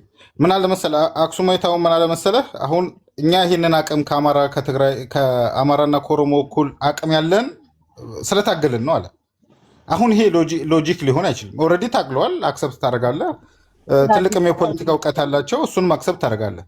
ነገር ግን በጉልበት ነው ኢትዮጵያ ውስጥ ጉልበት ያለው ነው ድምፁ የሚሰማው ማለት ራሱ ትክክለኛ ሀሳቢ አይደለም። ድምፅ የሌላቸው ሰዎች ድምፅ አላልኩም፣ ብሩክ አላልኩም፣ በጉልበት አላልኩም። ይቅርታ መሀል ገባሁ። ታግለን ነው እኮ የመጣ ነው እኮ። ታግለን ማለት ጉልበት ብቻ ነው እንዴ? ታዲያ በምንድን ነው? እሺ በኋላ አብራራለሁ። ቀጥልሽ አውራ። ሌላ ከጦርነት ሌላ አላየሁም እኔ። ማለት ጦርነት ነው ኢትዮጵያ ውስጥ ያለው ትግል እንጂ ሌላ ነገር የለም።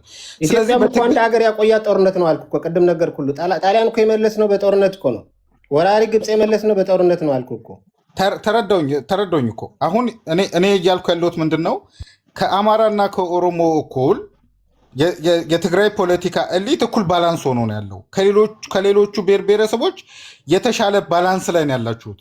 አሁን በትክክለኛው ኢትዮጵያ ውስጥ ፌር የሆነ ነገር እናምጣ ከተባለ ይህን ባላንስ መስራት አትችሉም ነበር ነው። ነገር ግን የትጥቅ ትግልም ስላገዛችሁ የሆነ ነገርም ስላገዛችሁ ልክ ከሁለቱ ብሔሮች እኩል ባላንስ ሰርታችኋል ነው። ያ ነገር ግን ድጋሚ ኢትዮጵያ ውስጥ አይመጣም ነው። ምክንያቱም ፌር አይደለንም ነው። ኢትዮጵያ ውስጥ ሁሉም ብሔር ብሔረሰቦች በእኩልነት የሚተዳደሩበት አካል ካልሆነ በስተቀር ጉልበት ያለው አካል። አንተ ግን ጉራጌ ነህ? አዎ እኔ ጉራጌ አልዋሽም። 44 ቅድም ስለዋር ታዲያ እንዴት ማይኖሪቲ ሆነ ማይኖሪቲ በጣም ታጣጥላለህ? በቁጥር ባልከው መሰረት እኔ የዜጋ ፖለቲካ ነው ማራምደው። የብሔር ታዲያ ዜጋ ከሆነ እኮ ቁጥር ኳኩሌት አያደርግማ። አዎ ግን በብሔር ነው አንተ የተደራጀኸው አይደለም። አንተ ይኸውልህ ሁለት ዲዋል እንትን አለ ማለት አንዴ ወደዚያ ትሄዳለህ፣ አንዴ ወደዚህ ትመጣለህ። ያየሁብህ ነገር ምንድነው? የትግራይ ፖለቲካ ጥላቻ አለብህ እውነት ለማውራት የአብይም ትደግፋለህ። ግን ብሔርህ ግን ጉራጌ መሆነ ግን ስኪል ሀብ ዳውት 44 እኔ አልዋሽም። አንደኛ ታዲያ ለምን አንተ ማለት ማይኖሪቲ ዜጋ ፖለቲካ ትላለህ?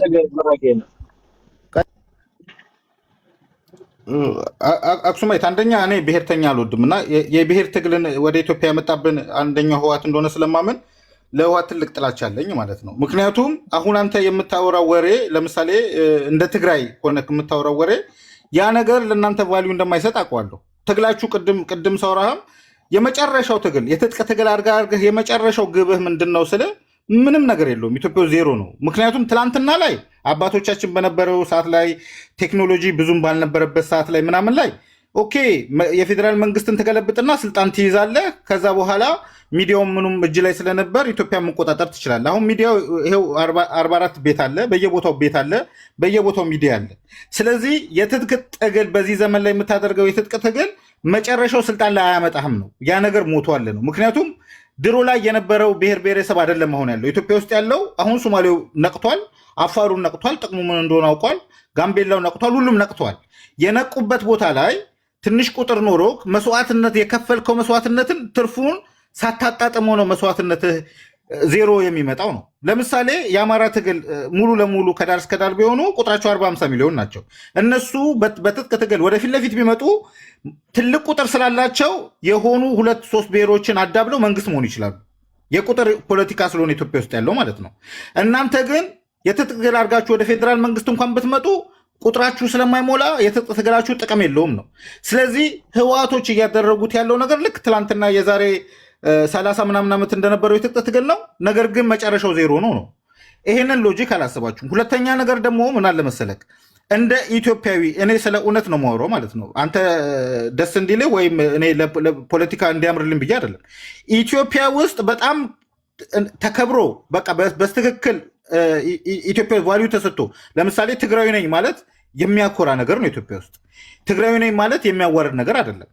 ይሄን ያህል ቫልዩ ኢትዮጵያ ሰጥታ ኢትዮጵያ እንደበደለች ማሰብ ራሱ ነውር ነው።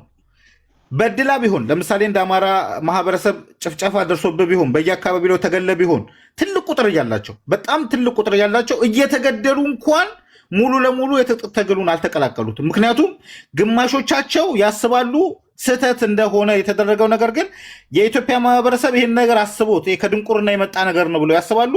ከኢትዮጵያ ጋርም ደግሞ ማዕከላዊ መንግስቱ ማፍረስ አይፈለግም። እናንተ ግን ስትናደዱ የበላችሁትም የጠጣችሁትን ሁሉ ነገር ትረሱትና ኢትዮጵያ ድራሿም ጠፍቶ እኛ መከራችንን በልተን እርስ በርስ ስንጨፋጨፍ ማየት ደስ ይላችኋል።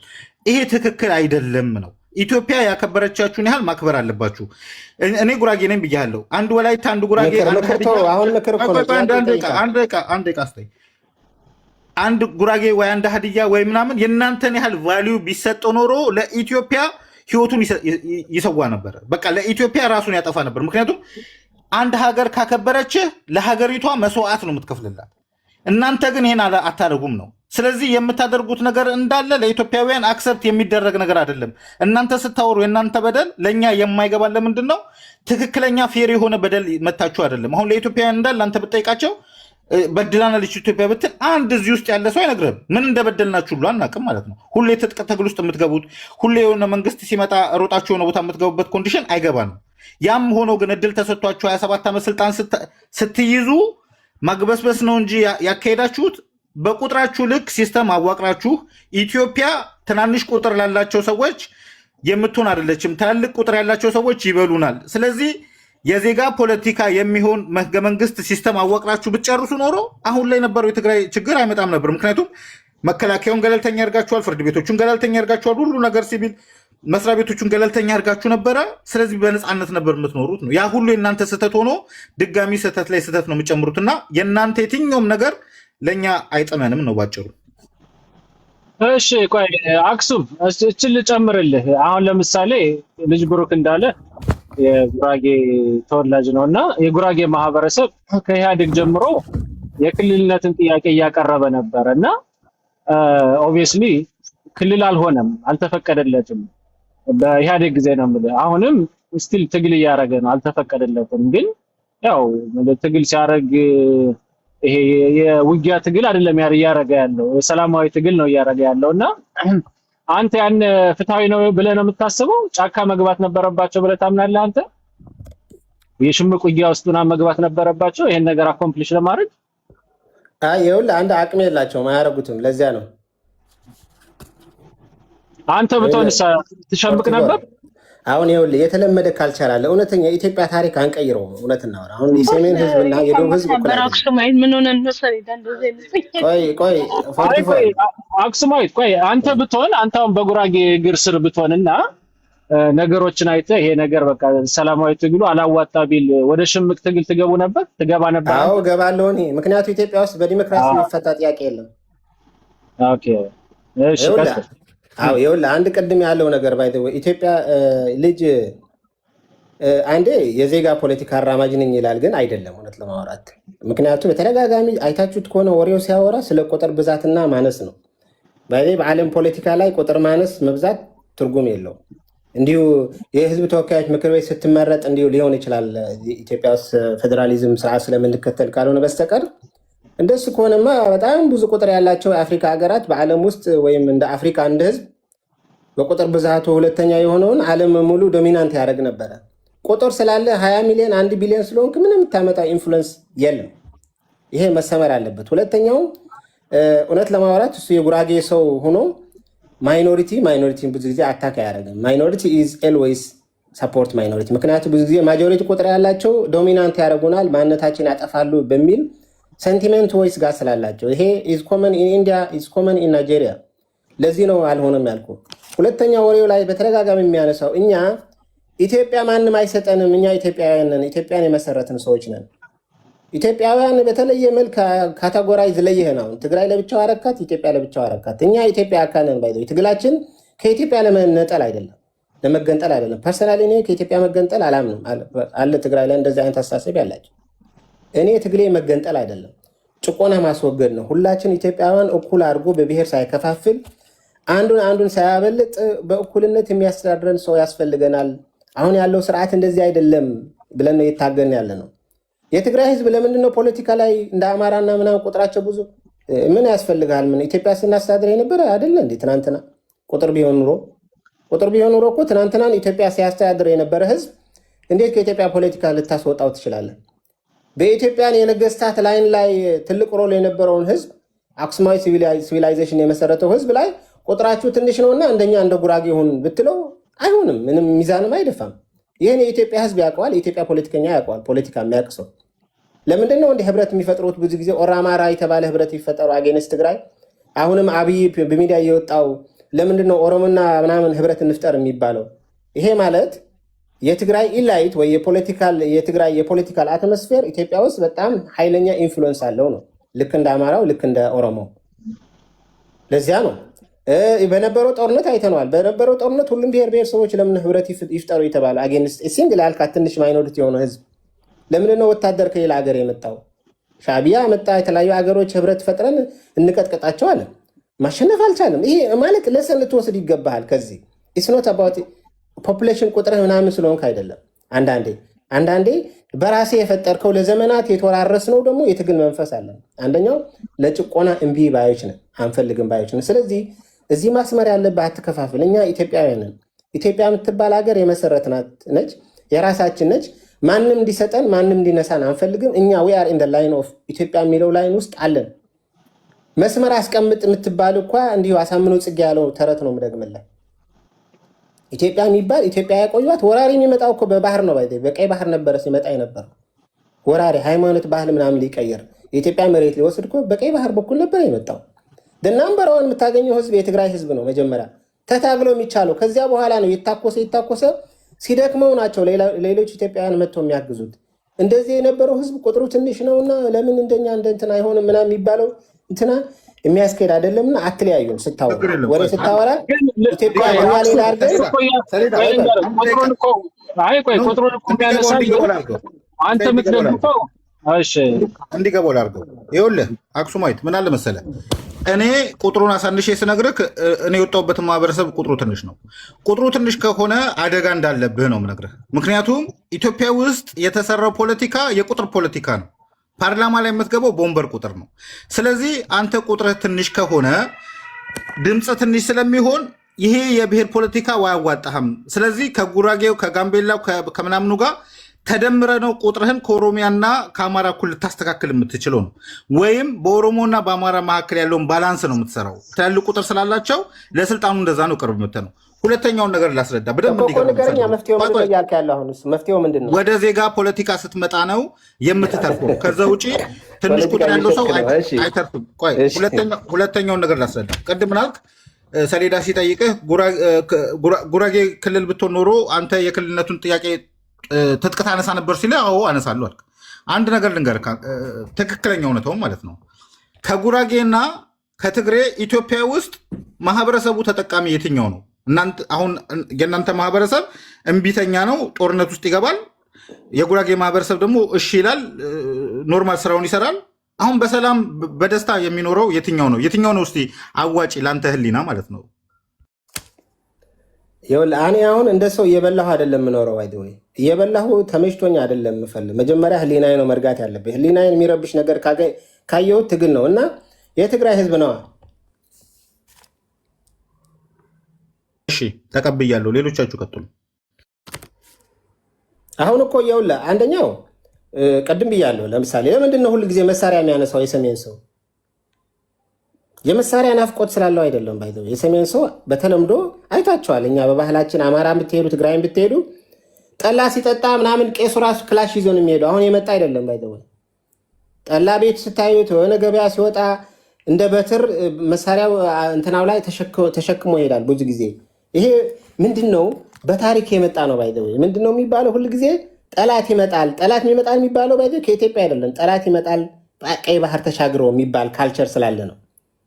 ስለዚህ ምን ያደርጋል ሰው? ነገ ከነገ ወዲያ ጠላት ሊመጣ ስለሚችል ይሄ ጠላት እንዳያጠቃን ተዘጋጅተን እንቆይ በሚል ብሂል መሳሪያ ታጥቆ ይዞ ይሄዳል። በባህላችን መሰረት ሁለተኛውም እንትናችን ራሱ ቦታችንም አፌክት አለው። ይሄ እንድታደርግ ሽፍትና፣ ለምሳሌ ሽፍትና የሚታወቀው ሰሜን ነው። ሽፍትና የሚባል ደቡብ ውስጥ የለም። ሽፍታ መሳሪያ ይዞ መንገድ ላይ የሚቀማ ምናምን እንደዚህ የሚያደርግ ደቡብ ላይ ይሄ በካልቸር በታሪክ የመጣ የቆየ እንትና ነው። ይሄ ምን ያደርገዋል ሰው አሁን መሳሪያ ይዞ መታገልም እንዳይፈራ ደፋር እንዲሆን አድርጎታል አስተዳደጉ። ሌላ ደግሞ በባህላችንም ይሄ መሳሪያ ይዞ መታገል ሰው ግን በእናንተ ዘመን ደግሞ አሁን ጨቋይ መንግስት እያላችሁ የምትወቅሱት ነው አይደለ? በእናንተ ጊዜ ደግሞ ሰሜን እያልክ አጠቃላይ ሰሜን ጭፍልቅ አድርግ። ራስህን ለይተህ እኔ ትግራዋይ ብለህ ተናገር። ሰሜን ብለህ ግን አማራን እኮ ዱላ እንዳይዝ አድርጋችሁ አይደለም መሳሪያ እንዲይዝና ዱላ ይዞ ገበያ እንዳይወጣ አድርጋችሁ ነበር ስጨቁኑት የነበረ። ገባህ አይደለም? መጨቆንም አሁን እናንተም እየቀመሳችኋት ነው። ዱላ መሳሪያ ሳይሆን ዱላ። አሁን ግን አንተ ልክ እንደ ደህና ነገር መተህ እኛ ሰሜን አማራና ትግሬ ትላለህ። ለየትኛው አማራ ነው እናንተ? ይኸውልህ ባህል ነው እያወራሁት እህቴ። እኮ እኔም እኮ እየነገርኩህ ስለ አማራ ባህል ነው እንጂ አማራ እንደዚህ ነው ምናምን አይደለም። ባህል ነው ያወራው። ባህሉንም እንዳይኮራበት አድርጋችኋል። ይሄ ሌላ ነው። ይሄ ሌላ እንጉርጉሮ ነው። ምንም ሌላ አይደለም። ያሳለፍነው ነው። ሌላ ሰው ያወራ። በቃ እኔ በቃ የምታወራው ለኔ እንጉርጉሮ ነው። ታሪካዊ ዳራውን ነው እየተናገረ ነበር። ታሪካዊ ነው መሰለሽ፣ ባህላችን ነው። አቻ ማትቀይሩ ነገር አለ እኮ የትግራይና የአማራ ባህል እኮ ከሌላ ባህል በጣም ይቀርባል እኮ ይሄ። አሁን ይሄን እኔና አንቺ በጥላቻም ልንቀይረው አንችልም።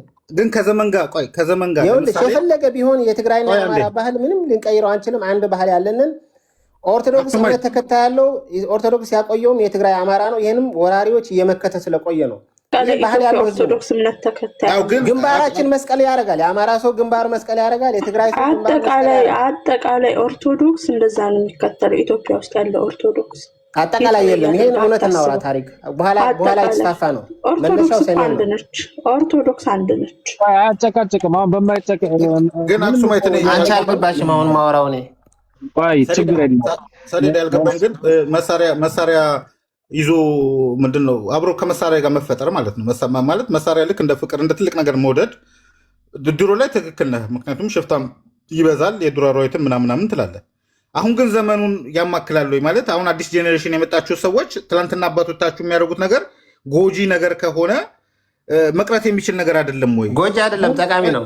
ቆይ አንድ ደቂቃ ችግር የለም ትመልስልኛለህ። ለምሳሌ በክላሽ በቆመ ጠብቀኝ ምናምን የነበረውን ነገር አሁን ሰው ዓለም ላይ ኒውክሌር እየታጠቀ ነው። ወደዛ ደረጃ ሳደጋችሁት ቢሆን እኛም አክሰብት እናደርጋለን።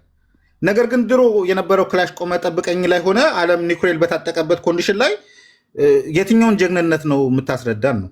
አልገባኝም። ኢትዮጵያም እኮ ያለችው በቆም ጠብቀኝ እኮ ነው እንጂ ልጅ ነው እኮ አፈር ከድሜ ያብልተዋል እኮ ፈርጥጠህ መከላከያ ተበትኖ ሲፈርጥጥ አይተን የለ ባይናችን ነው።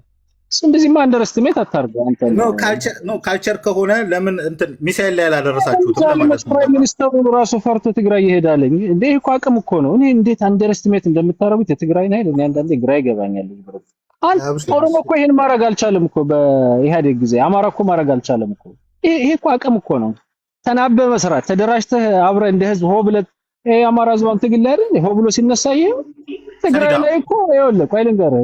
አይ አንተም በጣም አንደርስቲሜት እያደረግኸው ነው። መሸወድ ነው። ምን መሰለህ እውነቱን ልንገርህ። ቆይ ልንገርህ፣ ፍልስጤሞች ይጨፈጨፋሉ አይደል? መሸወድ ከሆነ ለምን አንተ አትሄድም? አሁን ፍልስጤሞች እውነታውን ልንገርህ። ሰሌዳ አንተም እየመሰከርክ ነበር እኮ ቅድም አይደለ? ከእናንተ የሚበልጥ ቁጥር ያላቸው ለምሳሌ እንደ ሶማሌ አይነቶች ማለት ነው፣ ግን አስተዋጽኦ የላቸውም ኢትዮጵያ ላይ ፖለቲካ ላይ ኢሬሌቫንት ናቸው። ትግራዮች እኮ ይኸውልህ ከአማራ 30 ምናምን ሚሊዮን ከኦሮሞ 40 ምናምን ሚሊዮን ጋር እኩል እኮ ነው የሚወዳደሩት እንዴ? ትክክል። እሱ እኮ ትክክል አይደለም ማለት ነው። ነው የምትልቀው ታዲያ ኦብቪየስሊ ጥቅም አለው እያልኩ ነው እኮ በተዘዋዋሪ። ትክክል። ግን ሰሌዳ ምን መሰለህ እኔ አሁን እንትን እያልኩ ያለሁት ይሄ አሁን አንዳንዴ ይሄ ምንድነው የሚሰጥህ ቫልዩ እና የምታገኘው ነገር ፌር መሆን አለበት ነው። ለምሳሌ አንተ ከወዳጅ ነው የምታየው ሆድ ከሞላ አይደለም። ኖ እያልኩ ያለሁት ምን መሰለህ ነው። ይሄን ብቻ ስማኝ። ፍልስጤሞች ይጨፈጨፋሉ፣ ሊቢያዎች፣ ሶሪያዎች የሆኑ ዜጎች ይጨፈጨፋሉ። እስራኤሎች 2 ሰው አይሞትባቸውም። ምክንያቱም 2 ሰው መሞት ማለት በጣም ከባድ ነገር ነው። ቫልዩ ስላላቸው ለህዝባቸው ማለት ነው። መስዋዕት ይከፍላሉ። ትግራዮች ላይ የምታየው ጀግንነት ግን ለህዝባቸው ቫልዩ የላቸውም ነው። አሁን ወጣቱ ቢሞት ባይሞት ዴንታቸው አይደለም ነው። ጀግናችን ነው።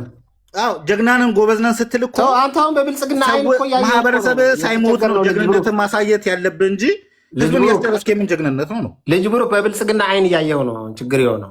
ይኸውልህ እንደሱ እኮ አንተ አስጨርሰሃል ትላለህ፣ እኛ አላስጨረስንም ነው። አክሱማዊት ቆይ እኔ እንትን ልበል። ይኸውልህ አሁን የትግራይ ሲቹዌሽንም አንተ መረዳት አለብህ ልጅ ብሩክ። እነሱ ጫፍ ላይ ነው ያሉት አይደለ? የኢትዮጵያ ሀገረ መንግስቱ ደግሞ ዋናው ኮር ስቴቱ ደግሞ ያለው መሀል ሀገር ነው። ምን ፕሮቴስት እንዲያደርጉ መቀሌ ላይ ነው የፈለግከው መንግስትን ለመጣል? the only way ለነሱ ኦፕሽን የሚሆነው ኃይል ነው፣ አቅም ነው፣ ጉልበት ነው፣ ትጥቅ ነው፣ ተሰሚነትን ለነሱ የሚያመጣላቸው ማለት ነው። ይኸውልህ አሁን ኦሮሞ ብልህ ነው ምናምን ብለህ ልታስብ ትችላለህ። ይሄ ሆ ብሎ ወጦ እጁን አጣምሮ ዳውን እያለ ነው የወጣው አይደለ? ውጤታማ ሆኖ አለኝ። ያን ግን ይኸውልህ ተፈጥሮ የሰጠው ነው። በቃ እንዳጋጣሚ ታሪካዊ ዳራ ሆኖ ማዕከሉን ይሄ መሀል ሀገሩን ከቦ ስላለ ተጽዕኖ ፈጥሯል። መንገድም ዘግቶ ምናምን ማለት ነው። አሁን እስኪ ኦሮሞን በትግራይ አካባቢ ብታስቀምጠው ምንም አልተርኔቲቭ አይኖረውም ታጥቆ ከመምጣት ውጭ ማለት ነው። አንዳንዴ እንትን ማለቱ ጥሩ ነው። ልጅ ብሩክ እኔ እረዳለሁ ጦርነት ይጎዳችኋል ምናምን ለማለት ነው አንተ ፍላጎት ገብቶ ሰሌዳ ምን አለ መሰለህ አንዳንዴ አማራጭ አይኖርህም ልልህ ነው። ተረዳው። ኢትዮጵያ ውስጥ ስትነቃ ብዙ አይነት የፖለቲካ ቁማሮች አሉ የምትጫወታቸው። አሁን ለምሳሌ ከትግራይ አካባቢ ንቁ ናቸው እኮ ፖለቲካ ላይም ማለት ነው። ኢትዮጵያውያን ጠቅላላ ብሩክ ልጠይቅህ እስኪ አሁን አብይ ጨቋኝ ነው አይደለም? እስኪ መልስልን። እዚህ አሁን አብይ ገዳይ ነው ጨቋኝ ነው አይደለም? እንዴ ካልጨቆነን እናንተ እንዴት ብላችሁ ነው አርፋችሁ የምትቀመጡት? ገባኝ። አብይ ጨቋኝ ነው ገዳይ ነው አይደለም? አሁን ያለው ካረንት ሊስክ መልስልኝ። እኔ በጣም ዲክታተር እንዲሆን ነው የምፈልገው። እንደውም ላላብኝ በጣም ይሲ ከአንተ ጋር አሁን በቃ ይግደል ነው ሰው ይግደል ችግር የለውም ነው። ኖ ኢትዮጵያዊ በትህትና አናምንም፣ ችግር አለብን። ለዚያ ነው እኔም ኢትዮጵያ ውስጥ ዲሞክራሲ ይመጣል ብዬ አላምንም። መታጠቅ ነው የሚያዋጣው ብዬ ማምነው። ተግባብተናል። እሺ ምን መሰለህ ሰሌዳ ልል የፈለግኩት የእሱን ነጥብ እኮ ፕሩቭ እያረክለት ነው እንደዚህ እያልክ ይቅርብህ ልጅ ብሩክ። ይሄ ችግር የለውም ችግር የለውም። ሰዋ ምን መሰለህ ለምሳሌ አሁን እነ ኢዜማ ብርሃኑ ነጋ ምናምን አሉ ከጀርባቸው እንትን የላቸውም። ይሄ ምንድን ነው ይሄ በጣም የተሰበሰበ መንጋ የሆነ ነገር የለም። ይቅርታ መንጋ ማለት የሆነ ነገር የላቸውም። ምን ማድረጉ ኢትዮጵያውያንን ማቀሳሰር ቻሉ። ፖለቲካ ማለት ነው። ትግራዮችም ኢትዮጵያ ውስጥ ፖለቲካ ብርሃኑ ነጋ ኢንፍሉዌንስ የለውም። ፕሊስ ችግር የለውም። ኢትዮጵያ ውስጥ ብሔር ብሔረሰቦቹ እናንተ መኖራችሁ ኢትዮጵያ እንድትቀጥል ያደርጋል የሚባል ፖለቲካ መጫወት አለብህ። ከዛ በተረፈ ግን መሳሪያ ይዘህ ወጥተህ የምትከፍለው መስዋዕትነት ህዝብን ከማስጨረስ ውጭ የምታመጣው 0.5 ሳንቲም የለም ነው። ድሮ እኮ ሆነ በቃ አንዴ ነው የሆነ ነገር። አሁንም እኮ ሊሆን ነበረ። ምን ቀረው እንዴ? ምን አሁን አብይ እኮ ልንጥለው እኮ ቀርተን ነበረ። አንተ አጋዥ አምጥተህ እኮ ነው። ምንድን ነው የምታወራው አንተ? እውነት አውራ እንጂ ምን አንተ ሌላ ሰው እነ ቅድስ ምናምን ያወሩሽ አይሆንም ትላለህ እንዴ? አብይን ለመጣል ሲጀመር የአብይ የብልጽግና ወታደር በጣም በቁባቃ ፈሪ ነው። እሱን ለመጣል ምንም ይከብድ ነገር የለውም። መሳሪያ ያልከው ደግሞ አሁን መሳሪያ ከውጭ ማስመጣት ባይደው ድሮን መታጠቅ እንደ ብርቅ ነው የምታዩት። ፋኖም ድሮን ሊታጠቅ ይችላል። ነገር ቲፒኤልኤፍም ይታጠቃል። አንድ ነገር ልንገርህ። በባድመ ጦርነት ጊዜ ከኤርትራ ጋር ጦርነት በነበረ ሰዓት ላይ በጣም ብዙ 100,000 ህዝብ ነው ያለቀው በጦርነቱ። ውሸት ነው ችግር የለም ውሸት ነው። የሻዕቢያ ፕሮፓጋንዳ አትስማ። ቀጥቅጠን አውጥተን ያባረን ነው ሻዕቢያ ከመሬት። ላስረዳህ ሀሳቤን ስማኛ። ኤርትራውያኖች እስከዛሬ ህመም አለባቸው። ለምን ህመም እንዳለባቸው ታውቃለህ? ያላቸው ትንሽ ቁጥር ስለነበረ ካላቸው ቁጥር ላይ ሰው ቀነሱ። ኢትዮጵያ ግን አልታወቃትም። ማን ይሙት ምን ይሙት። አሁንም ከትግራይ ጋር የሚደረገው ጦርነት ኢትዮጵያ 130 ሚሊዮን ናት። ቢሞት ባይሞት የት እንደሞተ ሰው አያውቀውም ነው። የእናንተን ህመም ልናስተውልላችሁ አንችልም። ብልጥ መሆን ያለባችሁ ታይዋን ታውቃታለህ? አዎ አውቃታለሁ። ታይዋን እና ቻይና ታውቃቸዋለህ? ምንድን ነው ሲቹዌሽናቸው? 1.3 ቢሊዮን ፒፕል እኮ ነው። 19 ሚሊዮን ህዝብ እኮ ናቸው አይደለ? የቻይና መንግስት ጦርነት ውስጥ አልገባም። አንተ የምታስበው አሁን ዳይሬክት ባይ ፖለቲክስ ታይዋን ምን እንደምትሰራው ታይዋን ምንድን ነው የምትሰራው? ታይዋን ምንድን ነው የምታመርተው? ታይዋን እኮ አውቶኖመስ ሀገር እኮ ነች። ምንድን ነው የምታመርተው? ማዕት አላት። ለምሳሌ ሴሚኮንዳክተር ታመርታለች። በዓለም ላይ ናምበር ዋን ነች። ቺፕስ ታመርታለች። ያ ቺፕስ የኮምፒውተር ምናምን የሚሆነው ቺፕስን ሴሚኮንዳክተር አልኩ እኮ ብዙ አይነት ቺፕስ አለ። ችግር የለም ሴሚኮንዳክተር ነው። ብዙ አይነት ቺፕስ አለ። ያ ማለት አሜሪካን ነው ያን ገበያ የተቆጣጠረችው። እሱን ተቆጣጠረችው ማለት ቻይና አሜሪካ ነው አይደለም። አሜሪካ በኋላ ነው የመጣችው። አይ አሁን ይኸውልህ የአንተ ካልኩሌሽን እኮ ዲስፕሩቭ እያደረኩልህ ነው። ቻይና እኮ በዓለም ላይ ኢኮኖሚያ በጣም ጠንካራ ነች። እንዲያውም ከኢትዮጵያ ጋር የምታወዳደራት አይደለችም አይደለም። ታይዋን ደግሞ ደሴ ትንሽ ሀገር ነች። ግን ቁጥራቸው ነው ትንሽ ነው ምናምን እንብላቸው አላሉ። ምክንያቱም ብዙ ካልኩሌት የሚያደርጉት ነገር አለ ጦርነቱ ስትገባ ምናምን እንጂ ቁጥራቸው ትንሽ ነው ጨርሰን እንገድላቸዋለን ምናምን ከሚል ስሌት ጋር አይመጣም። አይ እኛ ኢትዮጵያውያን 100 ሚሊዮን ስለሆንን ሁልጊዜ ቁጥራችን ብዙ ስለሆነ ጦርነት ላይ እናሸንፋለን ደግሞ ማለት የለብንም። አሸነፍ ሳይሆን እኛ ጉዳቱን አናውቀውም ነው የምነግርህ እኮ ህመሙ አይታወቅም። አንተ ካተጎራይዝ አደረኩ። አሁን ኢትዮጵያውያን እኛ የሚያግዙ የለን። የኢትዮጵያ ህዝብ ጋር እኮ አይደለም የምንገጥመው። አሁን እኛ የምንገጥመው እኮ ከአብይ ጋር እኮ ነው። ይገባኛል። ሊሆን አሁን በትግራይና ኢትዮጵያ ትበላ አብይ ጋር የምንገጥመው ነው የምልህ። ስማኝ እኮ አንድ ደቂቃ። በፌዴራል መንግስቱና በትግራይ መካከል በነበረው ጦርነት ላይ እንደዚያ በል። አዎ እንደዚያ በል። ኢትዮጵያ አትበል። በነበረው ጦርነት ላይ ለምሳሌ እናንተ 1 ምናምን ሰው ሞተብን፣ ጄኖሳይድ ተፈጸመብን ብላችሁ ስትሉ በኢትዮጵያ በኩልም ልክ እንደዛው ሰው ሞታል። ግን አንድ ሰው ጄኖሳይድ ወይም ሞተብን የሚል ሰው የለም። ምክንያቱም ከቁጥሩ መካከል ኢሚንት ይታሰራል። ማይለው ይታሰራል እኮ አይበቃህም። ስለሚታሰር ነው። አምላካኔ ዝም ብለህ ስለፈልፋለህ። በቃ አሁን እሱ እያለ ያለው ልጅ ብሩክ አክሱም እያለ ያለው ምንድነው? ቁጥር ማተር አያረግም። አዝሎም ጋር ጭቆና እስካለ ድረስ መታገላችን አይቀርም ነው እያለ ያለው። በቃ ጎሽ በቃ ነገርክ። ትልቁ ሐሳቡ እሱ ነው። እግዚአብሔር ደግሞ ታሪክ ይገለብጣል የሚለውንም እንዳትረሳ ልጅ ብሩክ። እሺ አሁን እስኪ ለቅድስት እድል እንስጣት። ቅድስት አለሽ?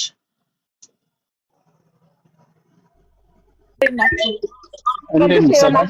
44 አንተ ዘመን እኮ የእናንተ ሰው በአዲስ አበባ ነው። ምን ሆነ የምታመነጫጨቀው?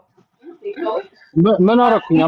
ማንን ነው ያመነጫጨኩት? ባርች ዘመን ዘመን እኮ ቀላል ጥያቄ ጠይቄው የፖለቲካ አቋም ምንድን ነው? የመንግስት ደጋፊ ነህ? ተቃዋሚ አይደለም። የመንግስት ደጋፊ አይደለም። አንተ ብሔር የጠየቀው መስሎኝ ነው። የመንግስት ደጋፊ አይደለም፣ ተቃዋሚ ነው። ከዛ ደግሞ የእናንተ ሰው በአዲስ አበባ ነው። አትአመነጫጭቀው። አይ ብሔሩንም ነግሮኝ ግን አይደለም እየዋሸ ነው አሉ። እንደዛ ሲሉ ነው ያላዋሸም ነው የሚያውቀው ሰው አለ።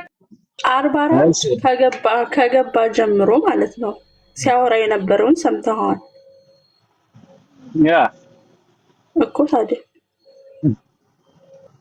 አይ እኔም እንትን ብዙም አልተዋጠልኝም። ግን እሺ ቅድስት ቀጥይ። እኛ ሰው በአዲስ አበባ፣ እኛ ሰው በአስመራ። እኔው እኔ እውነት ለመናገር ጦርነቱ እርግጥ ቆይቷል ነገርየው ወደ ይሄ ምንድነው ጦርነቱ ተጀመረ ብለው ነበር እዚህ የጻፉልኝ ነበር። አይተሻል? ስለዛ መጀመርና ለመጀመር እሱማ ህወሓት እኮ ቆይታለች ወደ እዛ ከገባች። ግን ይሄኛው በዚህ በወልቃይት አካባቢ የተጀመረው ዛሬ አርሚ ስንት ነው ገብቶ ነበረ? አርሚ 7 አዎ የተወሰነ ሰዓት ጦርነት አድርገዋል። ግን በጣም ብዙ ሰው ተጎድቶባቸው እና መከላከያ ሰራዊት እርምጃ ወስደዋል ነው እየተባለ ያለው። በጣም ብዙ ሰው ተጎድቷል በዛ በኩል ያለው ኃይል። እኔ በበኩሌ ምንም ደም አፋሳሽ ነገር ነው። በተለይ ይሄን ኮሪደር መንግስት ካጣ እንደሚያበቃለት ስለሚያውቅ በቀላሉ ይለቀዋል የሚል እምነት የለኝም። በሌላ በኩል ከዛ በኩል የሚመጣውም ኃይል እንዲሁ ከዚህ በፊቱ ዝም ብሎ ተነካክቶ ምናምን የሚሄድ አይመስለኝም። ምክንያቱም በጣም ብዙ ኃይሎች ተስበው የሚመጡበት ጦርነት ነው የሚሆነው እና ለቀጣዩ ጦርነት ቦታ የማስለቀቅ አይነት ሙከራ ነው ዛሬ የነበረው ጦርነት። እንደ አይኑ ብሌን እንደሚጠብቀው ነው የሚሰማኝ። ቀላል የሚባል አይደለም። ያን አካባቢ በቃ መንግስት ያንን አካባቢ ሉዝ ካረገ ያበቃለታል ማለት ነው። ይህን ስለሚያውቅ በቀላሉ ያልፈዋል ብዬ አላስብም። ዛሬ የሚወሰደው እርምጃ ያ ነው። በጣም ከፍተኛ ጉዳት ነው የደረሰው እዛ አካባቢ ላይ በአርሚ 7 ላይ። በሱዳን ድንበር ነው። አዎ በጣም አደገኛ ነገር ነው። አሁን እንደዚህ አይነት ነገሮች ይሄድና ያው ዞሮ ህዝብ ላይ ነው። አሁን ያኛውም ገፍቶ ቢመጣ አማሮች ላይ ነው መከራው የሚመጣው። ይሄኛውም ገፍቶ ቢሄድ የትግራይ ህዝብ ላይ ነው መከራው የሚመጣው። እና ትንሽ ረጋ ብሎ ማየት የሚፈልግ ይመስለኛል። ማለት ዞሮ ይሄ የፖለቲከኞች ቁማር ነው። ለህዝቡ የሚተርፈው ምንም ነገር የለም። ተነጋግረህ ምላሽ ለማምጣት ካልሞከርክ ገብረህ መጨረሻ ላይ ትቀመጣለህ። ፕሪቶሪያ ያሳየን ያንን ነው። እኔ በጣም አዘኛለሁ። ዞሮ እኔ ግን ወጣም ወረደ በየትም ይሁን በየትም እኔ ከህዝቤ ጎን ነው የምቆመው። ህዝቤ ላይ ምንም ነገር እንዲደርስበት አልፈልግም። ከባድ አይነት ነገር እየመጣ ያለ ይመስለኛል።